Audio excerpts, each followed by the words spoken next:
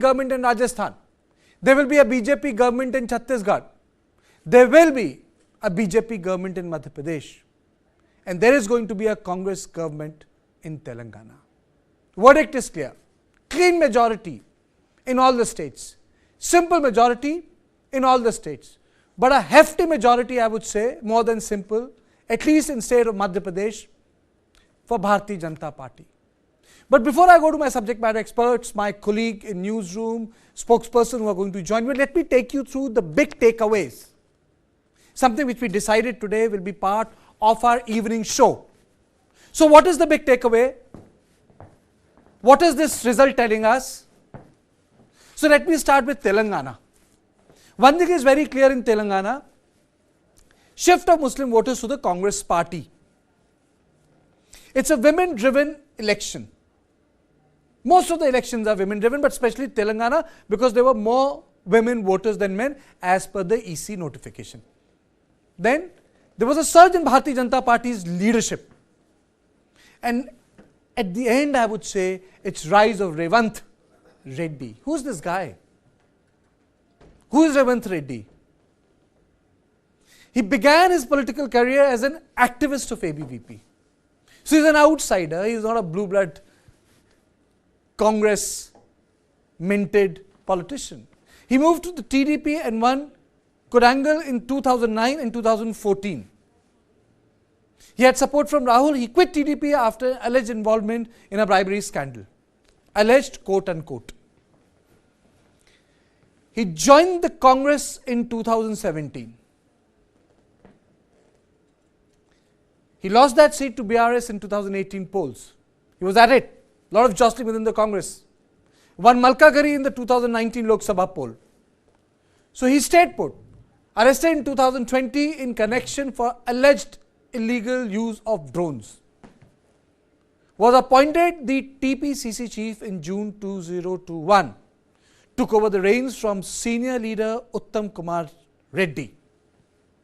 Faced formidable KCR in 2023 in Kamareddy.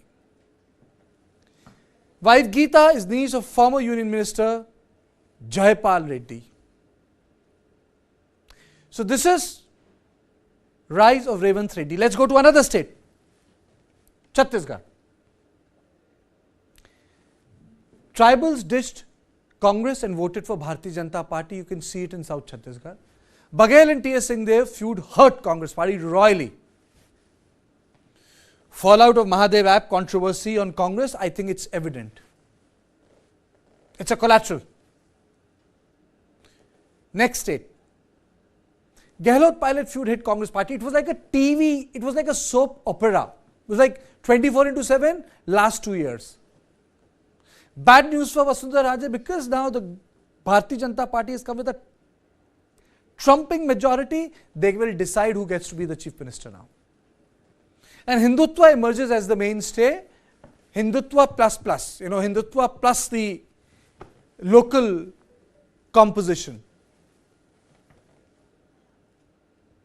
Next state. End of the road for Kamal Nath. Now, Kamal Nath was a central politician. After Congress became weak in the centre, he went to the state. He felt that the Congress is not going to come back to power in the centre. He wanted to work the state, but he was only chief minister for 14-15 months, and that's it. And success of Ladli Behna Yojana smashed into Kamal Nath's stream. But I think Madhya Pradesh is more than Ladli Behna scheme. But it's a face saver for Jyotiraditya Scindia. Congress was able to wrest a couple of seats from Chambal. There was a fight in Chambal. And now we go to the big picture. Modi held sway among voters. Modi is a factor. He's one of those prime ministers like Jawaharlal Nehru, Indira Gandhi, who could sway voters. He's one of them. There is no doubt about it. There's a peak Hindutva consolidation in North India. You can't dismiss it. And there is no alternative to it right now. And OIC's party's national ambition doused, he was campaigning during Bihar election, during Maharashtra election, he had gone to areas adjoining Telangana. But now one thing is clear, he needs to reinvent himself. His politics did not work in his home turf. BJP gets a leg up for 2024 polls. There is no doubt about it. I mean to say, if Congress would have won at least one state, there would have been hope in hell. But now with this, I mean to say, the BJP is up there. But Congress does get a foothold in South. I will not deny that. There are two South states with the Congress party. One is with the left party, one is with Stalin, which is the third party, DMK, and another is with YSRCP, neutral party. So South, there is no BJP. But Congress will definitely feel the heat in India. A lot of regional leaders are going to pull up Congress. And it's going to be the end of the road for old guard, both in Congress party and BJP. Only the most formidable will survive, but the old guard, BJP, will have enough political elbow room to edge them out, and Congress can also do it. Because they have nothing to lose. So right now, let's cut across to Bharatiya Janata Party's office straight. Let me get you those visuals. Prime Minister is about to come there.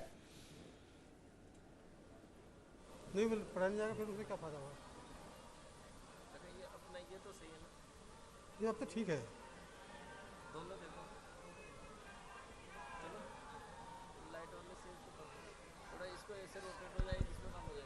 अपने कार्यकर्ता बंधु जो media gallery में आ गए हैं गलती से, उनसे आग्रह है कि मीडिया गैलरी कृपा करके खाली कर दें। मीडिया के बंधुओं का फोटो ठीक से नहीं बन पा रहा है, बहुत भीड़ हो गई है। मीडिया की गैलरी को कार्यकर्ता बंधु कृपा करके खाली करने का कष्ट करें। So I'm joined by my colleagues Sudha Sadaran, Brijesh Pandey. I'm also joined by Swati Malik, spokesperson of the Congress Party, and Rajesh Sharma, spokesperson of the Bharatiya Janata Party. Swati, not a good performance at all. Wiped out in North India. Well, we wouldn't say that. We wouldn't say we are wiped out, because see what's the number of seats that we've gotten in Rajasthan, 71 as per your screen right now, 71. Now that is the highest number of seats that we have gotten whenever we have gone for the second term.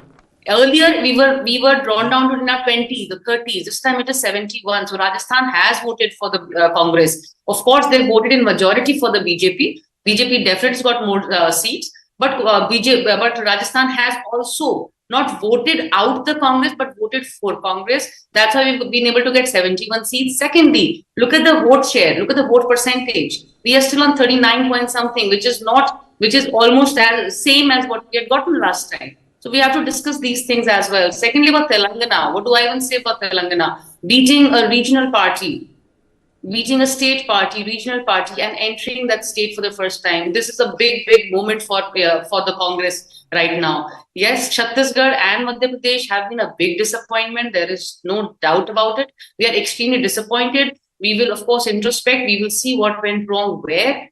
But we have to also not forget this, that in the last election in these three states, Congress had won these three states. But the general election of 2019 was different. So let's not, I was listening to you right now, and when you were connecting it and when you were calling it like a clean sweep for the BJP for the general election next year. But that's why I want to remind you that in 2019, when we won these three states, it was different in the general elections. 20 years ago also, we had lost these states, but we won the general election. So the state election and general election are not connected. We cannot connect, we can't even call it testing of the pulse for the general election. Made your point, Sudha? This question? Oh, absolutely. Yeah, I mean, it's very clear. I mean, above the Vindhyas and below the Vindhyas, I think the North, BJP is invincible. Seems like invincible. Never say never. We know that you cannot, politics is a game where things can change. But as of now, as of today, even as we are discussing Chhattisgarh, Madhya Pradesh and Rajasthan, it seems like the BJP looks like it's invincible. I mean, let's accept it. I mean, what's your takeaway, Sudha? This is what I thought. This is my takeaway. What's your takeaway? My takeaway is that BJP seems like it takes risks. It's something which is, it's almost proving to be invincible, hurtling towards 2024, which is less than 6 months away.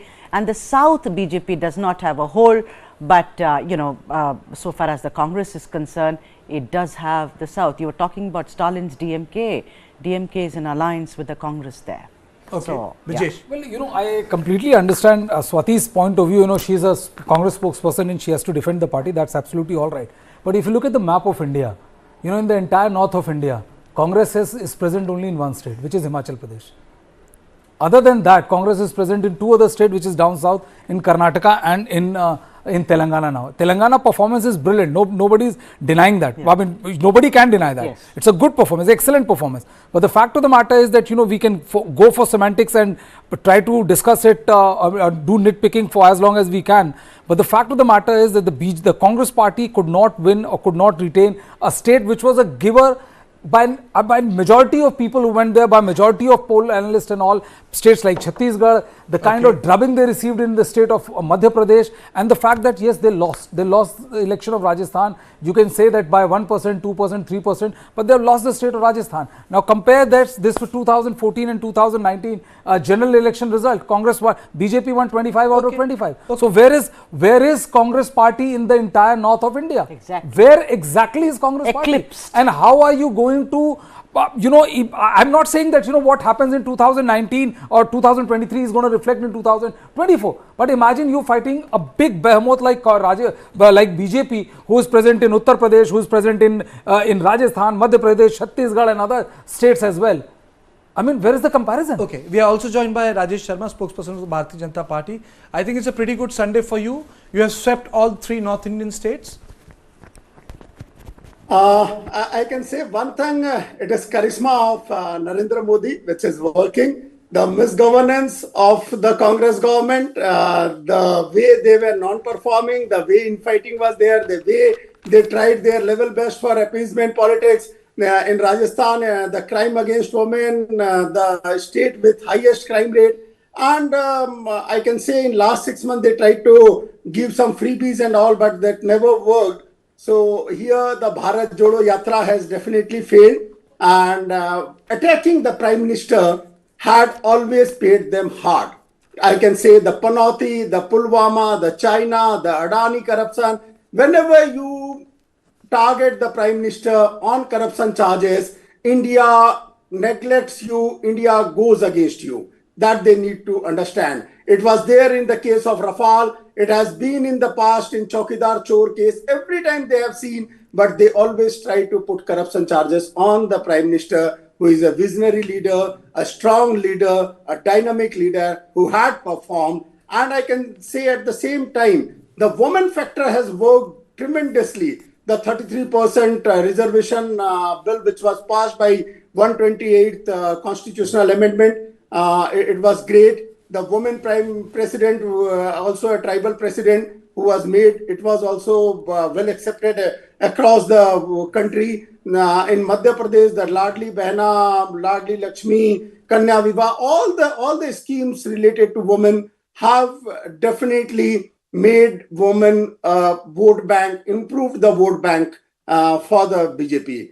And 2-3 things, if I say, in Rajasthan, we can see the Gujar, the Jat, in every place, we have definitely improved. At the same time, in Chhattisgarh, the Mahadev app, in which huge money of youngsters was lost and their families were angry, and definitely that and the corruption of coal mining and all the type of liquor scams and all, this has proved all the exit polls wrong. Here, our congressperson was saying there is a gap of 2-3%. Let me remind, last year, during the last election in Rajasthan, there was a gap of simple 1%. BJP got 38%, Congress got 39%. I will tell about Madhya Pradesh, they both were at 41%, but still the seats were 114 and 109. So definitely I can say that 0.5% swing makes the difference. But here in Chhattisgarh, we had made a 13% vote swing. In Telangana, 7%. In MP, 9%. In Rajasthan, 3%. So it is huge. It is a great win under the leadership of Narendra. Absolutely. Undoubtedly, it's a great win. Super Sunday for you, sir. I have one question to ask you. You know, fine, in North India, that's what we are discussing right now, that, you know, you've surged ahead, strength to strength.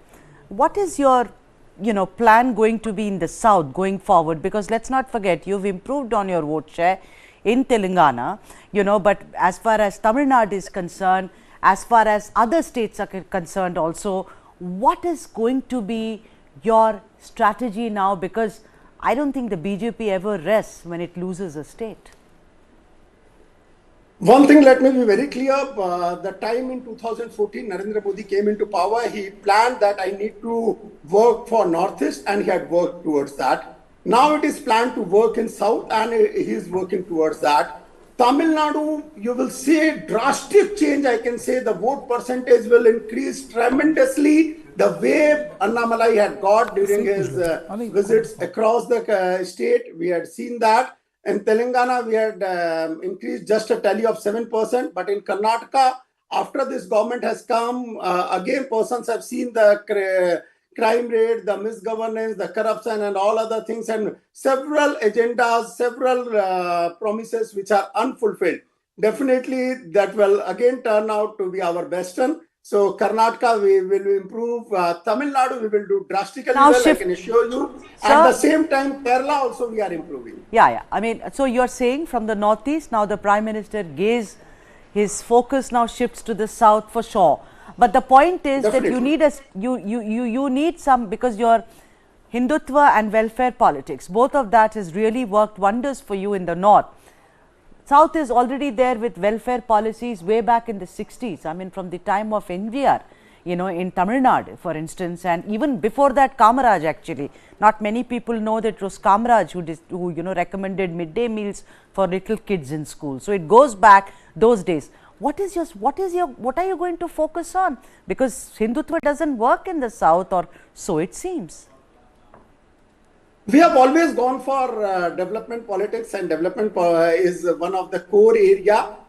Still, I can say South, along with development, they always try to go for freebies. But now persons have understood and will understand that taking freebies for few days, few months will not suffice. Definitely, they need more jobs, more development in their state. They need that. The water, the road, the house, electricity, whatsoever the central government is providing, we can see the between a change freebie, of all the benefits. how do you distinguish between a freebie and a welfare? If BJP is giving, it becomes, a welfare scheme. If other political parties, you call it trevedi. I mean, there has to be a line, sir. Everyone will have to. It becomes competitive welfareism. That is understandable. Yeah, I can tell very clearly. Here, as it was told well by Niti Aayog, even the Planning Commission, if we give something for health, for education, for food, it is not freebies. It is the requirement of the persons who don't have. The have-nots need to have at least that much. But if you are giving electricity which carries a cost at free, if you are giving bus fare as free, then definitely those are freebies, because those are run by certain department which goes into huge loss due to this. So this is a very important part which we need to, there is a thin line difference, but this difference need to be eradicated, and electricity, bus fare and other things, water, those things cannot be given on free. Health, education, food, these are the prime requirement of a person, house also. So those need to be given to the ones who have always been marginalized, who have always lived life below poverty. So now they can feel the change. Okay. I think I wanted to ask you a question. Swati, are you with us? Yeah. Swati, are you with us? Yes, I am. Yes. Hi, Brijesh Pandey this side. I wanted to ask you, because given the fact that, like, if you look at the political map of India today, the Congress is completely absent there's nowhere in North India. How exactly, because it's almost 4-5 months to general election, less than that even. How exactly does the Congress intend to make a mark in the north of India? Because without winning North India, there is no way you can be a claimant or dent BJP's political fortune, ma'am. See, yes, we are there in Himachal. No, we're not completely missing from the north. You didn't hear me. I said, other than Himachal, you are not anywhere, ma'am. So, and anyways, even before this, yes, okay. So in Himachal, we are there. And anyways, before this election, where was BJP stand alone? Only BJP. How many states was the BJP in? It was in Uttar Pradesh. It was in UP. Everywhere else, it was there only with alliance. So stand alone. It was there in Gujarat. Ma'am, it was there in Gujarat. It is there in, it was there in Madhya Pradesh. It was. Now, Madhya Pradesh, Madhya Pradesh, they were before this. No? They have retained Madhya Pradesh. They have not won Madhya Pradesh. Madhya Pradesh, we know how they formed the government. Please, let's not forget. Let's not forget how Congress won the election. you kindly answer the question. I mean, we can debate it. We all know, we have discussed it when that defection happened. It's also Yes. a very telling Coming tale back to your on your question. leadership as well, ma'am. That how Coming back somebody to was you- very close to your top boss managed Of course, to it's always decides yes. to I understand. switch sides and I all. know. I know what you're saying, and I do understand what you're saying. But coming back to your question now, what does the Congress have? Well, the Congress is, and that is we also called for the India Alliance meeting on the 6th of December. We are all going to put our heads together. We are all going to put our best foot together, and that's how we are planning this election. State election, like I was saying earlier, cannot be compared to the general election. Then We just have to pick up the. And of course, we will introspect. See, Chhattisgarh and Madhya Pradesh both have been a big shock for the Congress right now. We are admitting it. We are under shock right now in these two states, because these two we were also expecting a win. So these two losses have really, really shocked us. And we will introspect. We are already on the job. Tomorrow meetings are already starting for these states as. And then Swati, I just wanted to ask you a part B question of the same this thing. The fact is that during the course of election, there was a lot of acrimony, and there was also a lot of anger in the India alliance. We heard Nitish Kumar saying twice in rallies that, I don't know when is the next meeting of India alliance, because Congress is busy in the state election. He said laced with sarcasm. And we know what the war of words between, your man in Uttar Pradesh and Akhilesh Yadav and Rahul Gandhi and Kamal Nath, I beg your pardon. So, do you seriously think that these losses are going to dent Congress's stature within the India alliance, ma'am?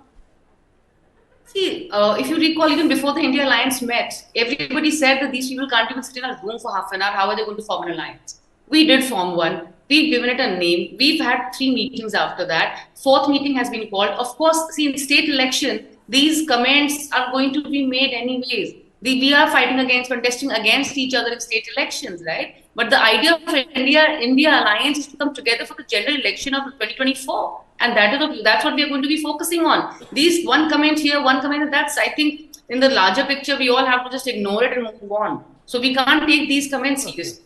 And can't base the whole alliance on what Mr. Kumar said or what Mr. Akhilesh Yadav said. These are all one of those offbeat, heat of the moment. But I think I would still say that Congress has a long journey to travel in North India. I am also joined by Anurag Naidu. Anurag, do you agree with the big picture that the results of this election has directly impacted the mood for 2024? Well, yeah, thank you for having me on the show again. I think, let's see, this trends and these numbers, they're clearly suggesting 2024 is sealed. I think, let me be very honest, it's going to be a flat election. There's no surprises that I can expect, very honestly, looking at the performance of the party. The question Anurag, I don't think psephologists are going to like your answer. That's fine, but the fact of the matter and not is... many journalists would appreciate that, because you're saying that elections are not going to be fun?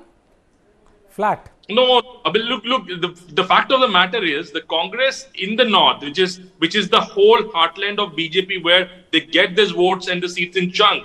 There, you see, there is absolutely no impact of the Congress, even after in a particular state, the BJP has been there for 20 long years. That's 4 terms. I mean, that's too much. Even in Gujarat, few months back when we saw an election, Congress even did not bother to put up a fight. Now, the sense that there will be no contest comes from the fact that Congress is not showing a fighting spirit or a pedigree. Now, if there is no opposition at all, what else do you expect? And then you have a party that does not give up even a single election away, that snatches the victory from the jaws of defeat. And you look at this performance 4 months down before the election. And I'll also tell you a very interesting thing on a very confidential discussion that I had with one of the ex-chief ministers just yesterday in the night. The sense of the matter is, there is all likelihood there will be the dates of this general election might be a bit in advance, right? And you can definitely call me up. I have very relevant information there. And now look at the time. We are in December. January, February is the only month that you're going to have to come together, do some India alliance meetings and formulate an agenda. But then Feb mid, you may just have a model code of conduct and you may just end up getting into the election mode. Now, where do you have time to galvanize everything? I'm just thinking from a practical point of view. My larger contention is, forget about Congress winning Madhya Pradesh or Rajasthan or Gujarat or any heartland state. The fact of the matter is they're not even putting up a fight even after such a high anti-incumbency, even after, let's understand, if they are doing absolutely great. I mean, I'm not talking as a BJP supporter or a sympathizer, but just imagine for a moment that Mr. Shivraj Singh Chauhan was doing extremely good. 20 years of good governance will change the entire landscape and scenario of a state. And you see Madhya Pradesh, let's understand. I mean, I'm not saying it's bad, but I'm not saying it's stellar even. I mean, I'm not saying you compare it with the likes of some other developed state. Madhya Pradesh is yet to be there in many other indexes. But the point is, there is absolutely no fight from any opposition, no pedigree. You outsource elections to a leader who is almost 70 years old. And what do you expect people to believe in you and your agenda? People have absolutely rejected the ideology agenda and Congress as a fighting force, at least for this election. They may again, reformulate, build a resurgence. That's a different story. But for 2024, I don't think, because let's understand, these are the same set of people who have voted now are going to be voting 4 months down the line. All right. No. Now, do you expect them to vote for Congress? I mean, that's something that surprises me. Anurag, we have another, sorry to interject, we have another guest also who's joined, but thank you so much for putting things in perspective. Suresh Kochtil is also with us, and Suresh, hi. Thank you for joining us on the show. Good to see you smiling, Suresh. I've been smiling all morning. Did I miss the joke? No, that's why I'm saying good to see you smiling. Please carry on. I've been on 6 channels and I've been smiling everywhere. Did I miss the joke? Was there something? It's good. No, Suresh is an ardent, he's puts his point across very fiercely when it comes to BJP and style of politics. So that's why I'm saying good to see you smiling, Suresh. Okay. So BJP short of spokespersons, that is why. Yeah. So Suresh, I want to ask you to make you smile a little more. Promise you will smile a little more. Is that the BJP's vote share has increased in Telangana, and I'm just talking about the kind of leg-in that they've had, and I'm not talking about whether it translated into votes, but sheer vote share. What do you attribute that to? Is it the domino effect of Huzurabad? Is it the domino effect of GHMC? What do you attribute that to? Well, if you look at the wins BJP had today, they are mostly in the districts of Nizamabad and Adilabad, which are very close to the Maharashtra border. Now, for many people living in Hyderabad and even the media people, they miss the fact that BJP sent their top guns from Maharashtra to campaign in these districts. And we are talking of Sushil Kumar Shinde, Devendra Fadnavis, and they threw in the entire lot because there's a huge Marathi-speaking population in what was then known as the Hyderabad state. Now, that has actually helped BJP. Of course, BJP holds both these districts as MPs. I mean, we have Soyam Bapura, who actually contested today and lost. We have Dharmapuri Arvind, who also contested and lost today's election from Korutla. But that doesn't make a difference. What BJP won today, and you'll be surprised, that most of them, I think every one of them, except Raja Singh, are first-timers who won an election. All for unknown names. People who won from Sirpur, people who won from unknown places, they have won the election, and that is what got BJP today to 8 seats. They could have won 9, but we have a problem with a constituency called where Bandi Sanjay is contesting from Kamareddy, where the counting has been stopped due to a malfunction of 2 EVMs. But look at the win in Kamareddy. This was a seat where Chief Minister K. Chandrasekhar Rao moved in because he was not sure whether he'll win from his original seat of Gajwel. Then Revanth Reddy decided to jump in. He already was contesting from Kodangal. He said, I will also challenge the Chief Minister. But look at Venkatramana Reddy. He won, BJP candidate. He defeated both these people and won the election today. Now, who would think that he would be the giant killer? And this district, this constituency, Modi ji had gone and contest and campaigned there. This is the difference. I think what has happened is BJP increasing its vote share to a respectable number now. They need to win a lot more. But what happened was a very bad candidate selection, extremely terrible candidate selection, lack of leadership. BJP needs an Annamalai in Telangana, and BJP doesn't have it. BJP has trusted old leaders, which I'm sorry to say, being a supporter still, I'll say they need to kick them out. It's time to bring in a new set of people into the BJP. Not import them from outside, but develop them within the party, including those people who won. Suresh, I'm sorry, I'm interrupting you there. I just wanted to ask you a similar question. Do you think that by removing Bandi Sanjay, did they compromise the electioneering, which was going at a great speed? And I mean, it was drawing a lot of reaction and chatter from the state.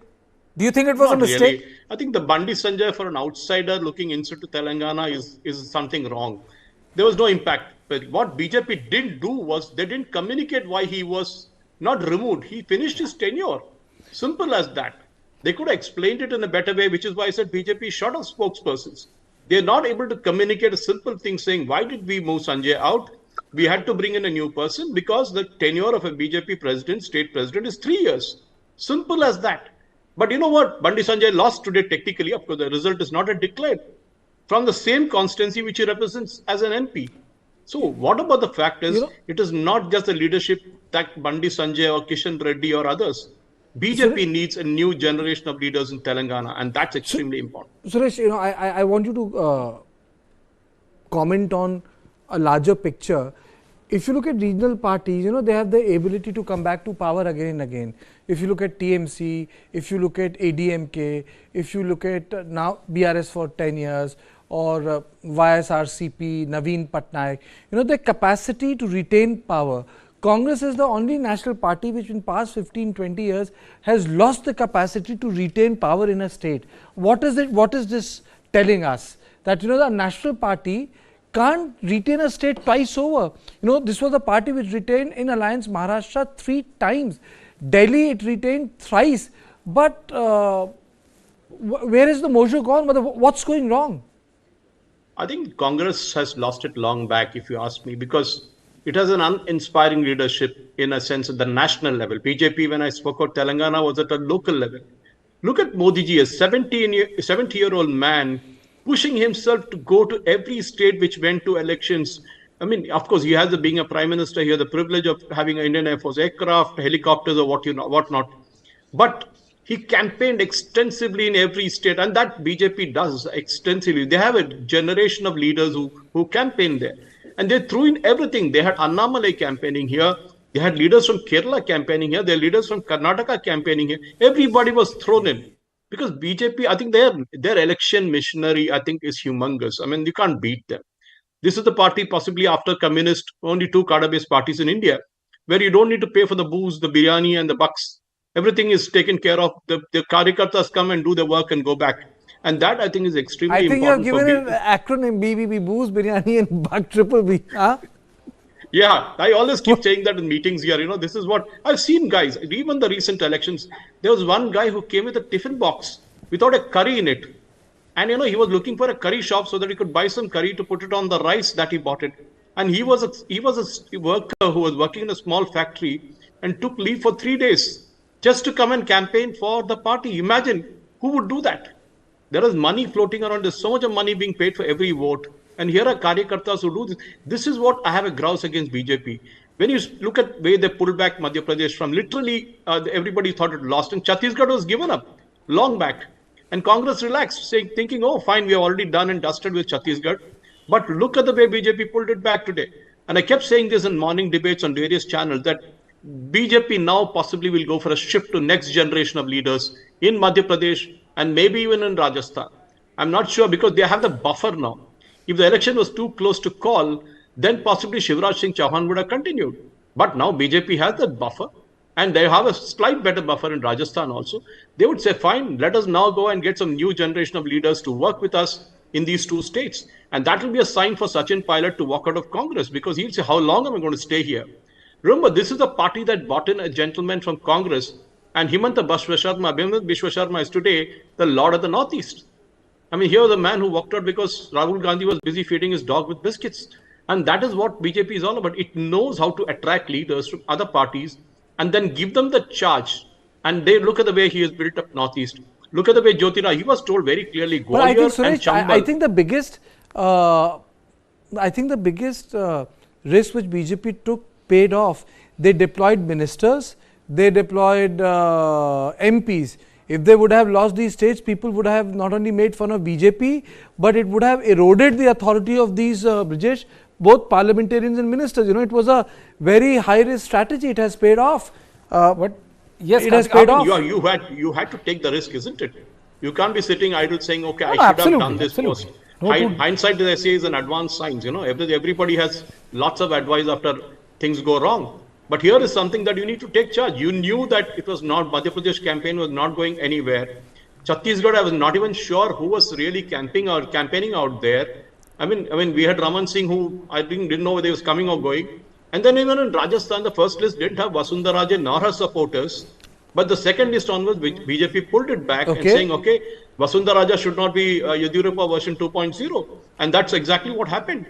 I mean, that is where you bought back that thing into the party. Of course. Okay. Would you now go for a change in Vasundhara Raje? Maybe. I don't know. I think BJP can. I think, Suresh, BJP can. I agree with you that they have the capacity and they can. Suresh, please stay with me. Swati, please stay with me. Let me play out two important bites. One is of Yogi Adityanath and another is of KT Rao. प्रधानमंत्री मोदी जी के नेतृत्व और उनके मार्गदर्शन में जनता जनार्दन ने प्रधानमंत्री मोदी जी के नेतृत्व को स्वीकारा है, उनके डेवलपमेंट के मॉडल को, गरीब कल्याणकारी योजनाओं को और भारत की छवि को वैश्विक मंच पर स्थापित करने के उनके प्रयासों को हर एक स्तर पर पब्लिक ने स्वीकारा है। आज मध्य प्रदेश में भारतीय जनता पार्टी की सरकार फिर से रिपीट हुई है।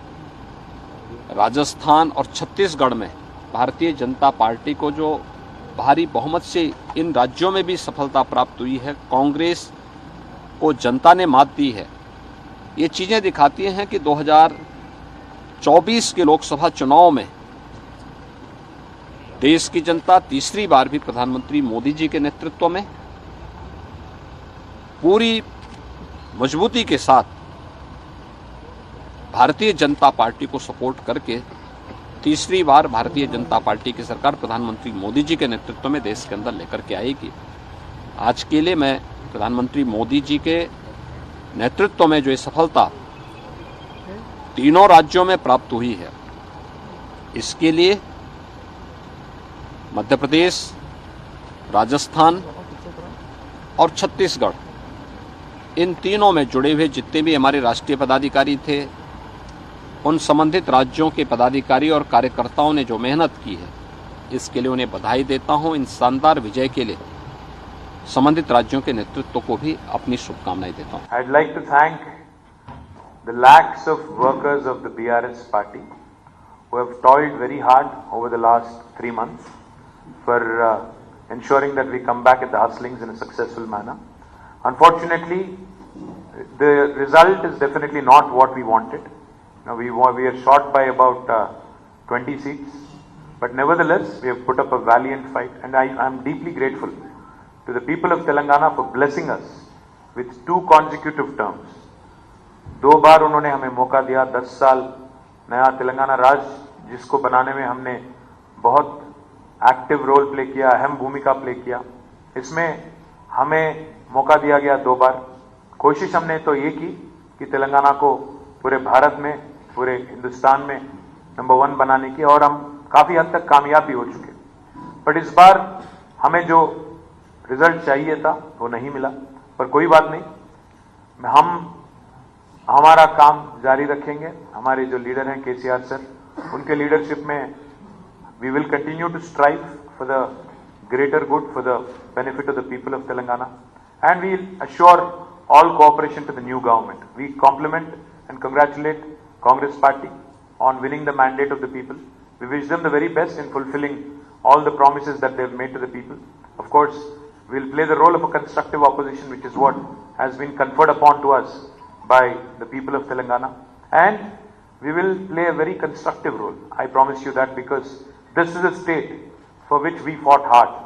This is a state for which our Honorable Chief Minister and our party president has in fact risked his life. So we will do everything in our capacity to help the newly incumbent government to ensure that a proper transition happens. And as part of the democratic process, our Chief Minister has already sent his resignation to the Honorable Governor, and I think the due process will follow hereafter. And I thank the entire media members as well for your cooperation, for your support during elections and even before that. Thank you. चिंतन करेंगे, बैठक करेंगे, जैसा आपने कहा, बाद में बताएंगे. अभी क्या बताएंगे आप? अभी तो हाँ, क्या बता रहे हैं? सबसे बड़ा रीजन क्या रहा हार का? दो चार दिन तक रुक जाइए, क्या जल्दी है? Part of the election, when you go to an election, there are only two outcomes: either you win, you lose. Today we lost, but not every day is the same. See, we will bounce back. We'll come back strong. We'll come back even stronger. So wait for that day.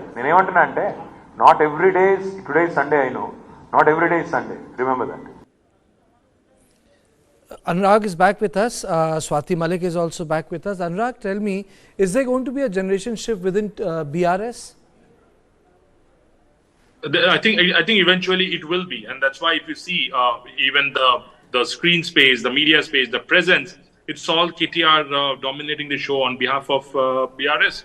Not even Harish Rao, not even KCR, and because this is a chance where they can get a transitional, change. It can be Harish Rao taking care of all the organization matter. It can be the face of KTR going forward, who is very popular in the urban pocket, particularly Hyderabad. But I clearly see a change in BRS, because let's not forget, Kartikeya, if you remember very well, when KTR became the working president of TRS, back in the days it was TRS, and it was all buzzed that there is some conflict with him. His father, he wants to take over the CM, he wants to take over the party, and his father said no. And in fact, if you actually follow the regional news, there were couple of press conferences where on this particular question, KCR lost his cool and said, I'm still young and I'm still very energetic. I'm still very much able to run the state and all that. So there is some kind of a decision. I'm sure KTR, knowing him very well, outspoken, dynamic, looking forward,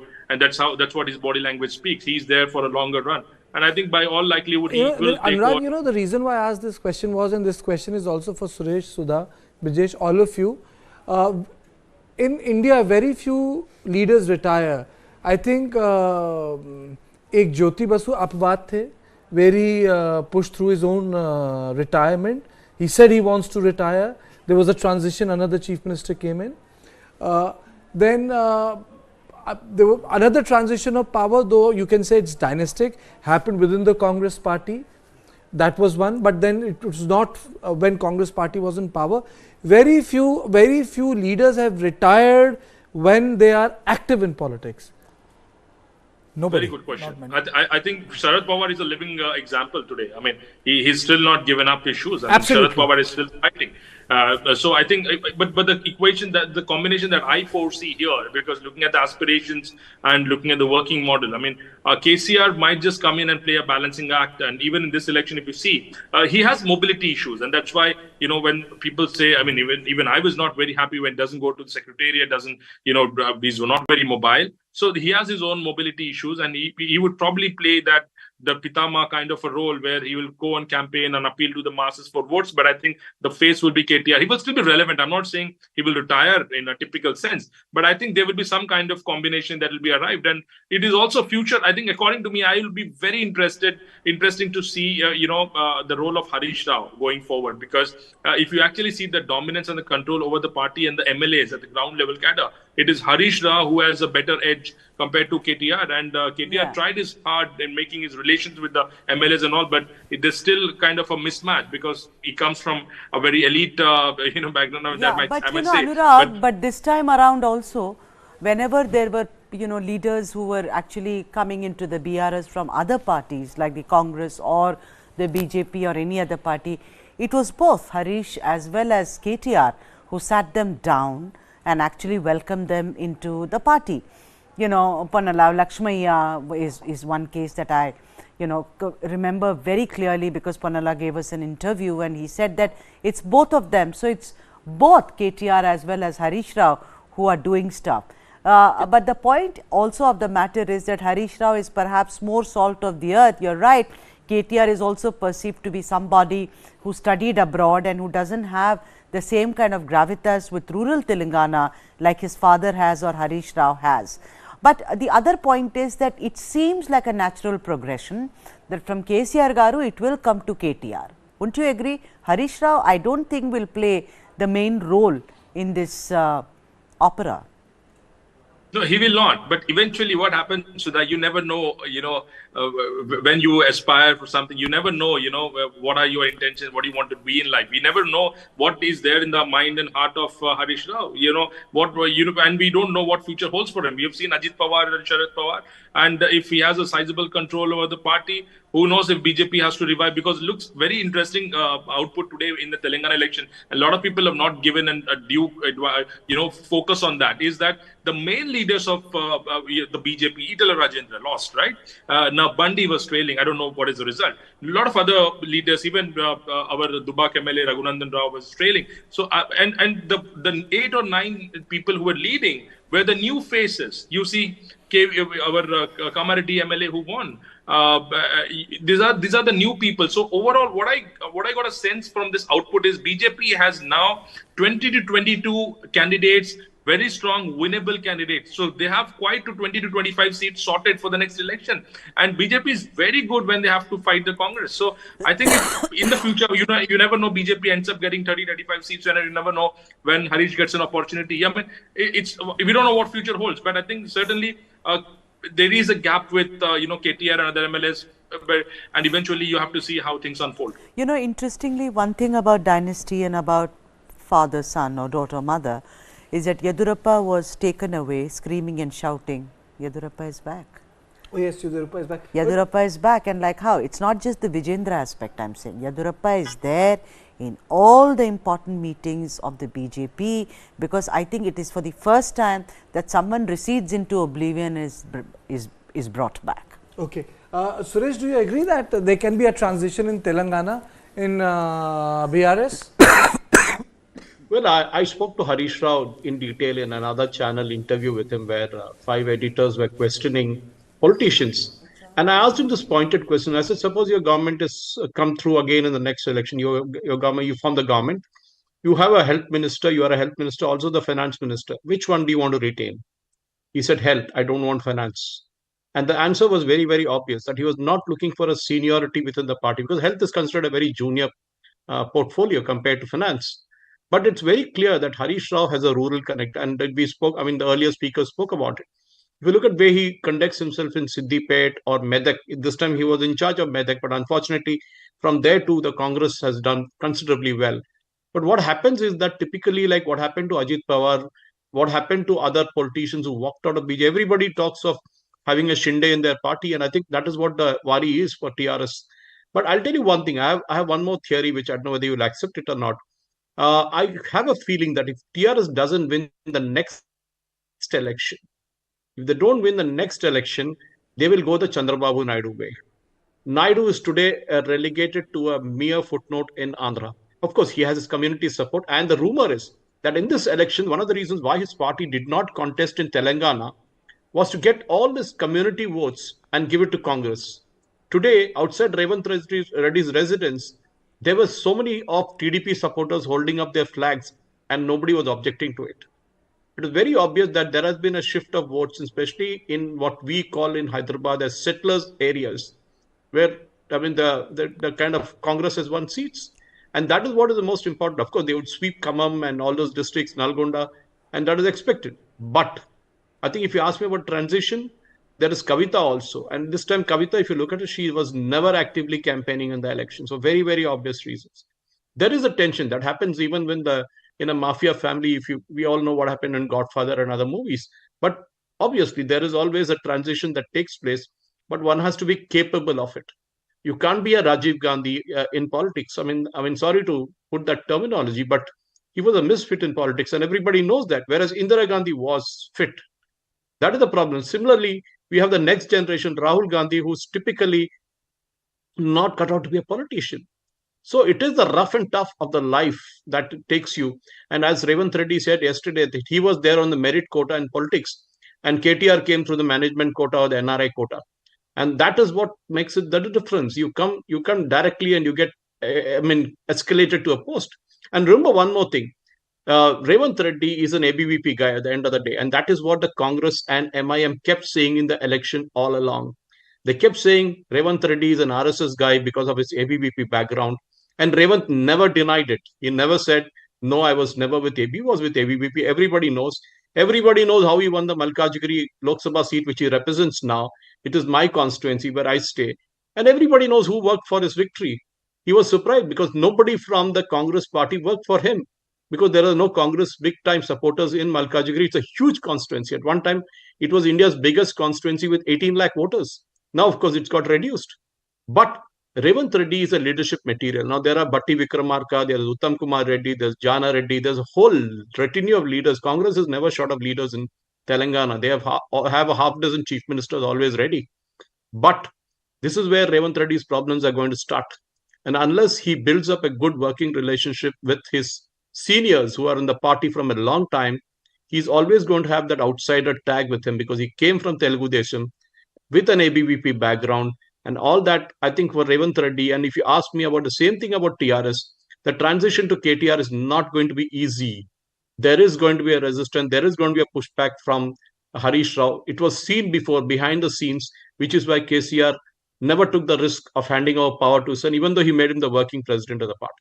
There's one more news which I would like to share with my colleagues.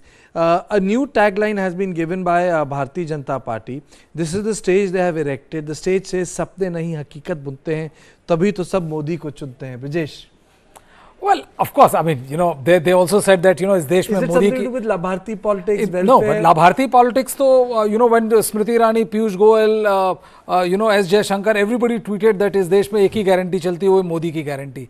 So that was a very clear indicator of, whether you call it Labharti, Revdi, welfare or whatever. So one thing is there, and the fact of the matter also is that, whether you are a BJP supporter or you are a Congress supporter, you are a TRS supporter, whichever supporter you are, there comes a time when you have to admit and accept that, that this man is an electoral wonder. And in the last 30 years of almost 3 decades of Indian politics, I mean, you never had a phenomena like Prime Minister Narendra Modi. There's no denying the fact. So the entire party, the entire machinery is completely dependent on him. And go for change, taking risk, sending all the ministers back there, because I'm not going by what the politicians or the journalists are saying. I'm going by what the BJP leaders were saying before 3 or 4 months back. And they were very clear that, situation is very bad in the state of Madhya Pradesh. And when he was sending Narendra Singh Tomar, there was Jyotiraditya Scindia, major friction, major fight and all, and how Rights Act were read to them, how things were smoothened, and look at the kind of victory they came up with. You got to credit him with that. I mean, whether you like him or not like him, that's besides the point. So I read it like this. First of all, it's about, we don't show you dreams. Unlike the Congress party, which was all the time kind of thumping its chest and showing you subs bagh, the other word for it, we don't do it like that. We actually work really on the ground and make, even if you're dreaming something, we make it reality. So it is more about who's more proactive. But I'm very surprised about the word hakikat, and that is from the poetic point of view, is the BJP using a word like hakikat and not using a word like yathar is also a paradigm shift. I must say, sapne nahi hakikat bunte hain. Tabhi to hum Modi, they have to look after the meter as well. Yeah. So the meter of the it is that very hakikat fitted in much more perfectly than yatharth. Very well said. Suresh, sapne nahi hakikat bunte hain, tabhi to sab Modi ko chunte hain. Your thoughts? I think that is it. I mean, see, when you're selling a soap or a shoe or a shirt, and I remember this from my ex-boss with the company which I worked with, Samir Jain. I didn't want to take the name, but he used to always say, no, newspaper is like a shoe or a shirt or a soap. You sell it. I mean, don't think it as a newspaper. And that is what a politician is all about today, isn't it? You sell the kind of imagery that he represents. Absolutely. The way Modi ji walks, the way Modi ji arrives on the stage, way he waves out, way he asks people to come down from top of an electricity pole or whatever they've climbed up. Those are moments where you say, fine, this guy is a great leader. This person is a great leader. And look at him. I mean, other day he was there in Hyderabad campaigning all day, and the night he just disappeared, went off to Tirumala, did his early morning darshan, came back again to Hyderabad, again to campaign. And did we see Rahul Gandhi or Priyanka Gandhi? No. They addressed 1 meeting or maximum 2 meetings. That's it. And here is a man who was pushing despite knowing that, BJP will not do that great. But look, 8 seats is a big surprise for BJP. They could have won 2 more or 3 more if all the big leaders had won. And the problem was the big leaders lost. And that is what happened to the BJP. Otherwise, they would have hit the double figures anyway. That double digits. This is what I'm trying to say, that when you talk of hakikat, when you talk about realizing a dream, a political party has to stay relevant. And that thing, Modi ji has done it pretty well. The only worry I have, like any other generational shift, is what happens after Modi ji. What is 2029 going to look like? Because 2024 is done and dusted as per me. You know, the interesting part is also the campaigning part which Suresh mentioned.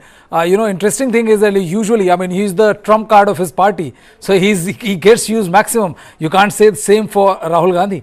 So I think herein lies the difference. One thing I would like to say, Prime Minister Modi has arrived, but Brijesh, you know, when Karnataka election was won, we said Bharat Jodo Yatra had worked. In this, you know, Bharat Jodo Yatra also went through Madhya Pradesh. You know, it actually they spent considerable time. So one part of it worked, another part of it didn't work. No, I will still say, Kartikeya, I have no, see the point, I will still say that Bharat Jodo Yatra worked for them. Please try to understand, I mean, you have covered parliament for such a long time, I have covered parliament for such a long time. What was the chatter? Even the Congressies used to say, you know, this guy is not serious. Bharat Jodo Yatra changed that image for Rahul Gandhi. You know, it was the first serious attempt. Yes. Yeah, yes. and you have a first serious attempt where I see security paraphernalia of Prime Minister Narendra Modi. I think Prime Minister has arrived. I think Prime Minister has arrived. Prime Minister has arrived. Yeah, I think that's Prime Minister's car. I think, and I think so, Amit Shah has arrived. Rajnath Singh has arrived. They are on the dais. I think this is Prime Minister. JP Nadda would go and receive him because he has reached the BJP headquarters and he is the BJP president. So they usually maintain all these protocols. I think JP Nadda had arrived half an hour, 45 minutes half an hour before, and we just saw Amit Shah and Rajnath Singh arriving on the dais. Okay, so I think the Prime Minister has arrived, and now everyone is waiting for the Prime Minister to come out of the car, because Rajnath Singh has arrived, JP Nadda had arrived. He was the first person to arrive. Then Amit Shah and Rajnath had arrived. So I think the Prime Minister has come out. He is meeting. So Prime Minister has come out. This is the long shot actually. This is the long shot. Prime Minister is meeting people. Can we have the NAT up? Satish, can you put the NAT up? Guarantee hai bhai, guarantee hai.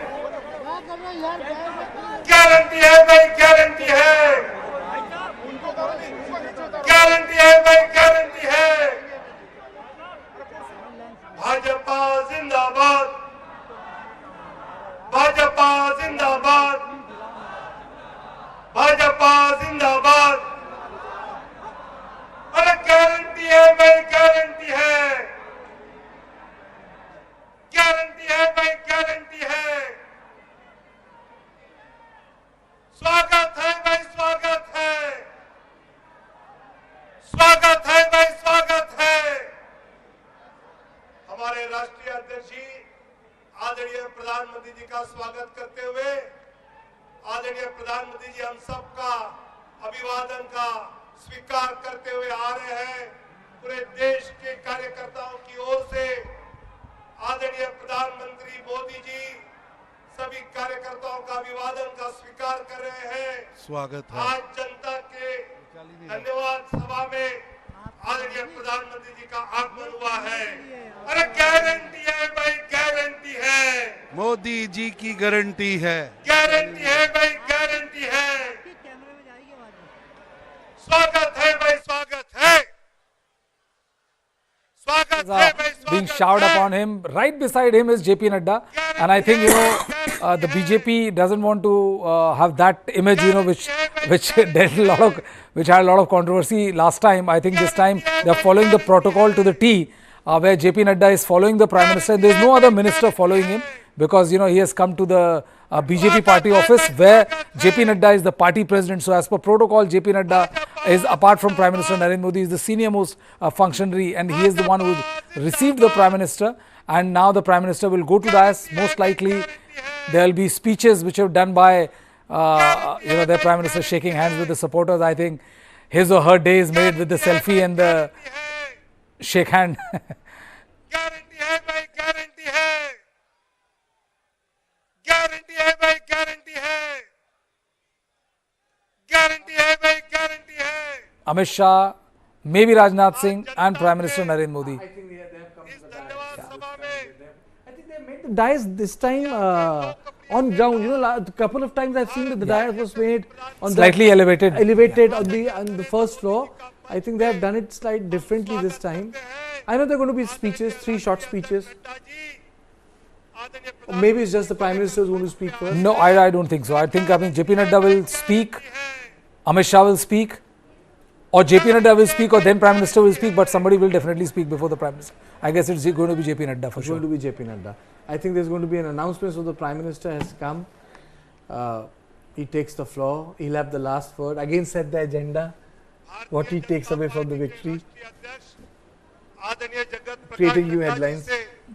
Well, I think, how much more is he going to rub into Congress? That is the only thing left out of this thing.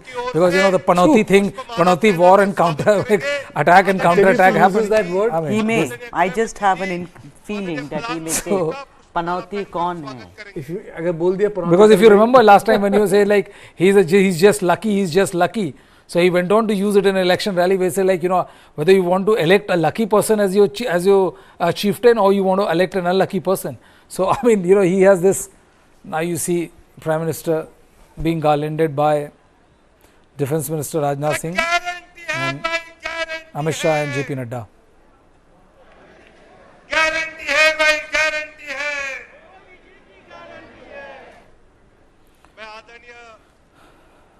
राष्ट्रीय अध्यक्ष जी से नम्र निवेदन करता हूं कि वो अपना स्वागत पर भाषण दिया करें। आदरणीय Nadda ji. Is BJP Party President JP Nadda going to speak? Welcome address to Prime Minister Narendra Modi. सभी बोलेंगे भारत माता की, भारत माता की, भारत माता की। आज के इस आभार कार्यक्रम में मंच पर उपस्थित भारतीय जनता पार्टी के और देश के यशस्वी प्रधानमंत्री आदरणीय श्री नरेंद्र मोदी जी आज इस कार्यक्रम में उपस्थित भारत के रक्षा मंत्री श्री राजनाथ सिंह जी, गृह मंत्री जी श्री अमित भाई शाह जी और यहां इतनी बड़ी संख्या में एकत्र आए भारतीय जनता पार्टी के बहुत ही जुझारू कार्यकर्ता बंधु और मीडिया के मेरे साथी, प्रिंट मीडिया और इलेक्ट्रॉनिक मीडिया के मेरे साथी। आज यह हमारा सौभाग्य है कि जब 4 विधानसभाओं के नतीजे आए हैं तो भारतीय जनता पार्टी ने आदरणीय मोदी जी के नेतृत्व में एक बहुत बड़ी जीत हासिल की है, बहुत बड़ी जीत हासिल की है। ऐसे खुशगवार समय में मैं अपनी ओर से और आप सब लोगों की ओर से और लाखों करोड़ों कार्यकर्ता जो डिजिटल के माध्यम से और टेलीविजन के माध्यम से जुड़े हैं, उन सब की ओर से आदरणीय प्रधानमंत्री जी का इस कार्यक्रम में आने पर हार्दिक अभिनंदन करता हूं और स्वागत करता हूं।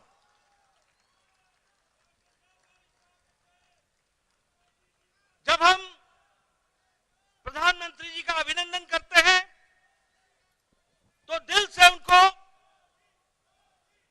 हम धन्यवाद भी देते हैं और हम धन्यवाद इसलिए देते हैं कि भारतीय जनता पार्टी जब भी कोई चुनाव लड़ती है, चाहे वो प्रदेश का चुनाव हो, चाहे वो देश का चुनाव हो, चाहे काल कोई भी अनुकूल हो या प्रतिकूल हो, आदरणीय प्रधानमंत्री जी ने हमेशा सबसे आगे बढ़ करके नेतृत्व को संभाला है और हमेशा उस चैलेंज को पूरा किया है।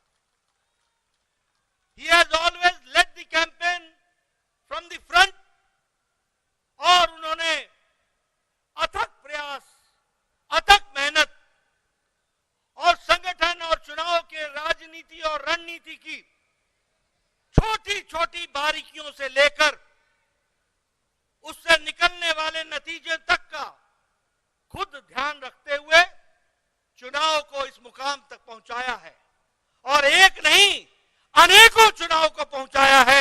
ऐसे हमारे यशस्वी प्रधानमंत्री जी हैं। मित्रों, ये जो संदेश इस चुनाव के नतीजों ने दिया है वो स्पष्ट बताता है कि देश ने समझ लिया है कि अगर कोई गांव को मजबूती दे सकता है तो वो प्रधानमंत्री नरेंद्र मोदी जी दे सकते हैं। चुनाव के नतीजों ने स्पष्ट संदेश दे दिया है कि अगर कोई गांव, गरीब, वंचित, पीड़ित, शोषित, आदिवासी भाई, अनुसूचित जाति का भाई, इनको कोई सम्मान के साथ मुख्य धारा में ला सकता है तो वो और कोई नहीं, भारत के यशस्वी प्रधानमंत्री मोदी जी हैं। और इसीलिए चाहे महिलाओं का सशक्तिकरण हो, चाहे किसान को सम्मान देने की बात हो, चाहे युवाओं की आकांक्षाओं और आशाओं को आगे बढ़ाने का, उनके सपनों को साकार करने का काम हो, वो सबको अगर विश्वास है तो आदरणीय प्रधानमंत्री मोदी जी के ऊपर है, जिनके माध्यम से वो आगे बढ़ रहे। मित्रों, मैं यहां आपको यह भी कहना चाहता हूं, अभी नारे लग रहे थे मोदी जी की गारंटी, मोदी जी की गारंटी। ये चुनाव इस बात को भी स्पष्ट इंगित करता है कि देश में अगर किसी की गारंटी है तो एक ही गारंटी है, वो मोदी जी की गारंटी है।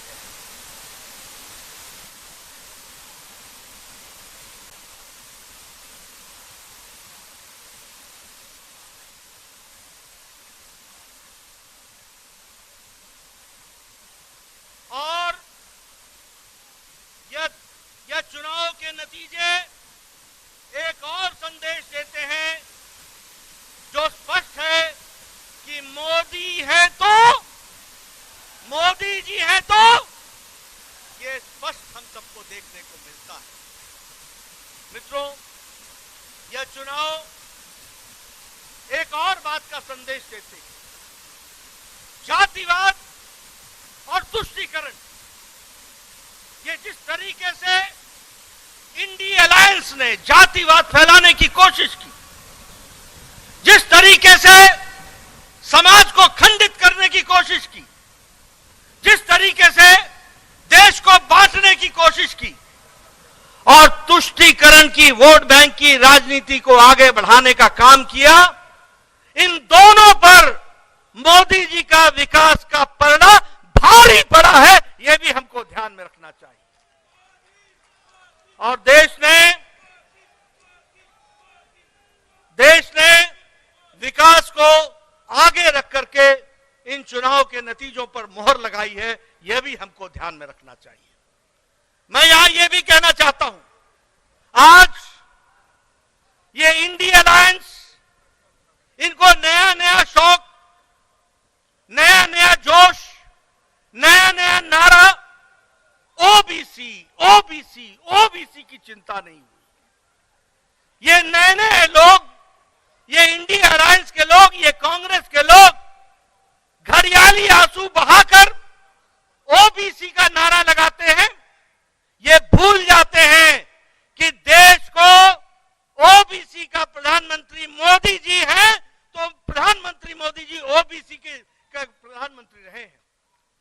और सबके समाज का, सबका विकास करने का प्रण लेकर, सबको साथ लेकर, सबका साथ, सबका विकास, सबका विश्वास, सबका प्रयास, इसको आगे बढ़ाने का काम किया है।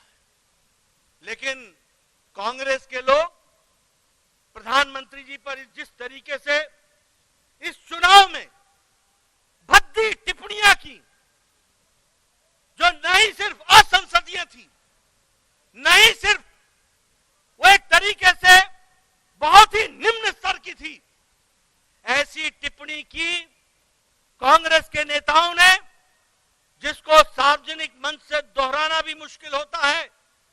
ऐसी भद्दी टिप्पणियां प्रधानमंत्री जी पर की, क्या उस समय उनको ध्यान में नहीं था कि ये मोदी जी को गाली देने का मतलब ओबीसी को गाली देना है, पिछड़ी जाति को गाली देना है? ये उस समय उनके ध्यान में नहीं था क्या?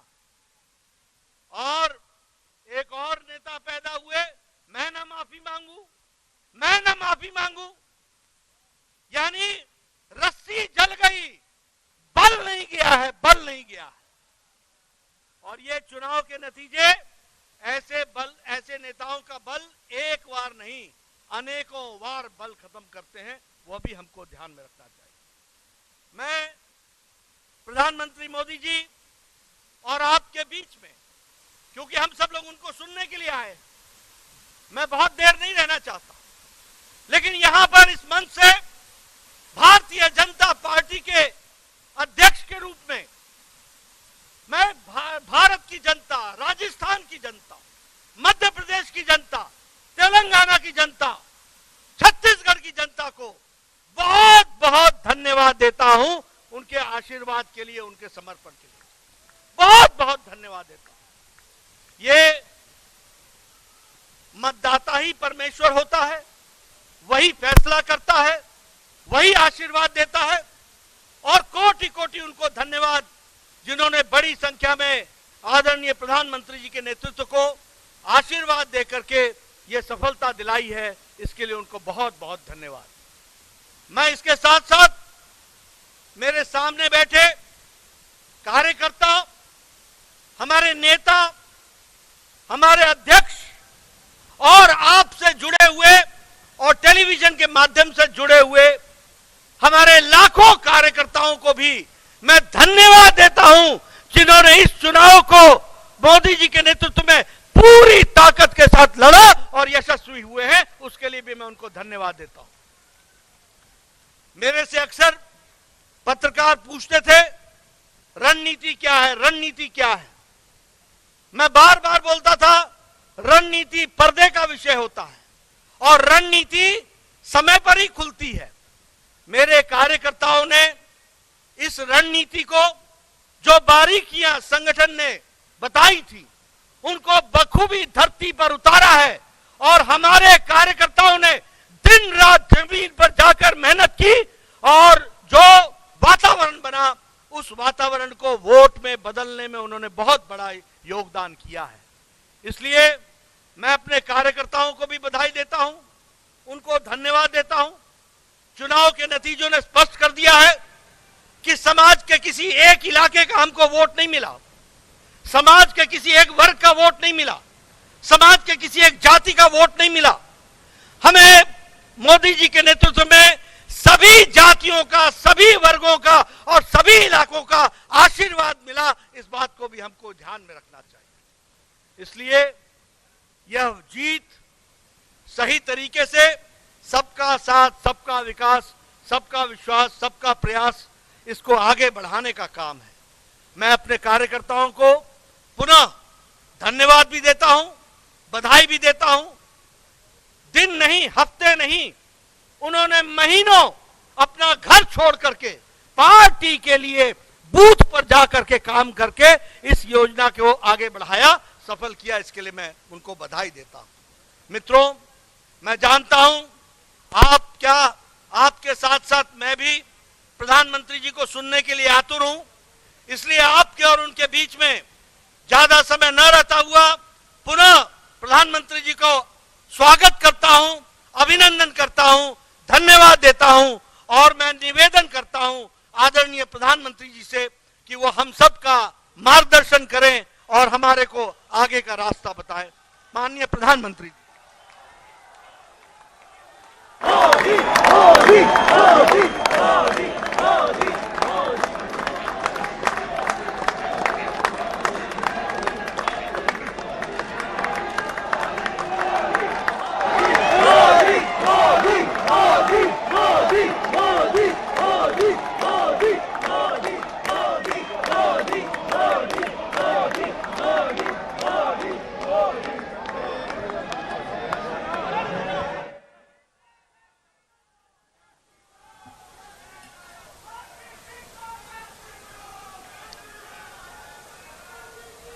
भारत माता की आवाज तेलंगाना तक पहुंचनी चाहिए। भारत माता की, भारत माता की। आज की विजय ऐतिहासिक है, अभूतपूर्व है। आज सबका साथ, सबका विकास की भावना जीती है। आज विकसित भारत के आह्वान की जीत हुई है। आज आत्मनिर्भर भारत के संकल्प की जीत हुई है। आज वंचितों को वरीयता के विचार की जीत हुई है। आज भारत के विकास के लिए राज्यों का विकास, इस सोच की जीत हुई है। आज ईमानदारी, पारदर्शिता और सुशासन की जीत हुई है।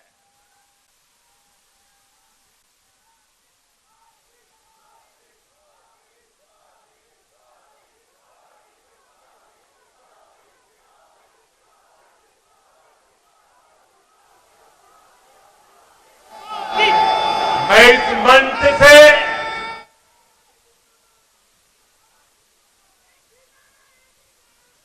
सभी मतदाताओं को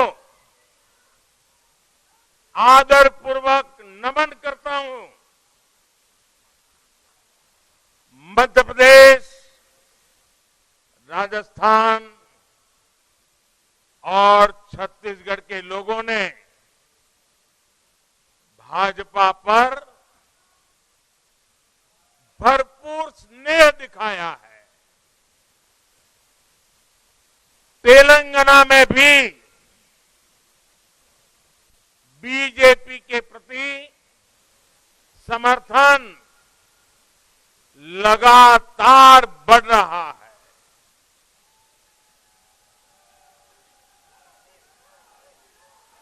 ये हम सभी का सौभाग्य है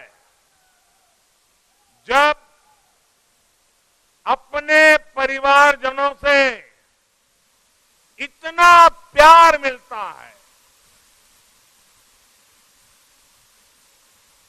विश्वास मिलता है, तो मैं व्यक्तिगत रूप से अनुभव करता हूं कि मेरी जिम्मेदारी और अधिक बढ़ जाती है। आज भी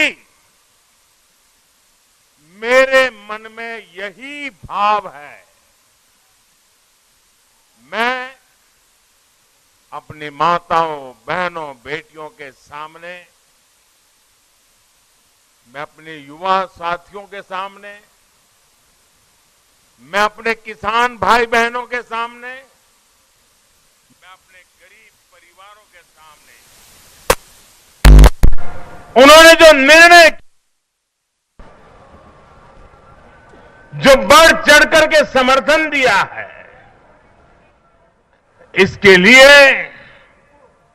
मैं उनके सामने नतमस्तक हूं। इस चुनाव में देश को जातियों में बांटने की बहुत कोशिशें हुई, लेकिन मैं लगातार कह रहा था कि मेरे लिए देश में 4 जातियां ही सबसे बड़ी जातियां हैं। और जब मैं इन 4 जातियों की बात करता हूं, हमारी नारी शक्ति, हमारी युवा शक्ति, हमारे किसान और हमारे गरीब परिवार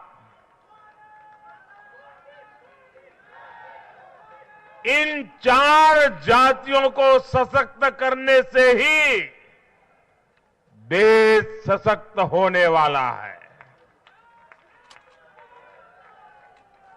आज बड़ी संख्या में हमारे ओबीसी साथी इसी वर्ग से आते हैं। आज बड़ी संख्या में हमारे आदिवासी साथी इसी वर्ग में आते हैं। और इन चुनावों में इन चारों जातियों ने भाजपा की योजनाओं और भाजपा के रोड मैप को लेकर बहुत उत्साह दिखाया है। आज हर गरीब कह रहा है वो खुद जीता है। आज हर वंचित के मन में भावना है कि चुनाव वह खुद जीता है। आज हर किसान यही कहता है ये चुनाव हर किसान जीता है। आज हर आदिवासी भाई बहन ये सोचकर खुश है कि उसने जिसे वोट दिया वो विजय उसकी अपनी है। आज हर फर्स्ट टाइम वोटर बड़े गर्व के साथ कह रहा है कि मेरा पहला वोट मेरे विजय का कारण बना है। इसी जीत में हर महिला अपनी जीत देख रही है। इसी जीत में बेहतर भविष्य का सपना देखने वाला हर युवा अपनी जीत देख रहा है। हर वो नागरिक इसे अपनी सफलता समझ रहा है जो 2047 में भारत को एक विकसित राष्ट्र देखना चाहता है। साथियों, मैं आज विशेष रूप से देश की नारी शक्ति का अभिनंदन करूंगा। रैलियों में मैं अक्सर कहता था कि इन चुनावों में नारी शक्ति ये ठान कर निकली है कि भाजपा का परचम लहराएगी। और जब देश की नारी शक्ति किसी का सुरक्षा कवच बन जाए तो कैसी भी ताकत उसे नुकसान नहीं पहुंचा सकती। आज नारी शक्ति वंदन अधिनियम ने देश की माताओं, बहनों, बेटियों के मन में नया विश्वास जगाया है। आज देश की हर महिला में ये भरोसा जगा है कि भाजपा सरकार में उनकी सक्रिय भागीदारी को नई बुलंदी मिलने वाली है। आज हर बहन बेटी को साफ साफ लगता है कि बीजेपी ही नारी गरिमा, नारी सम्मान, नारी सुरक्षा की सबसे बड़ी गारंटी है।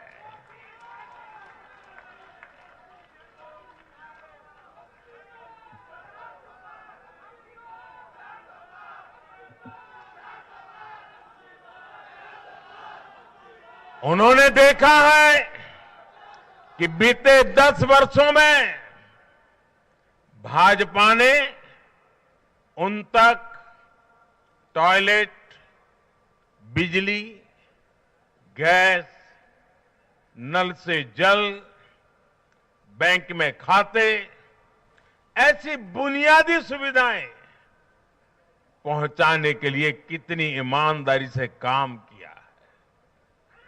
आज वो देख रही है कि कैसे बीजेपी घर परिवार में, समाज में उनकी आर्थिक भागीदारी बढ़ाने के लिए उन्हें रोजगार, स्वरोजगार के नए अवसर देने के लिए निरंतर काम कर रही है।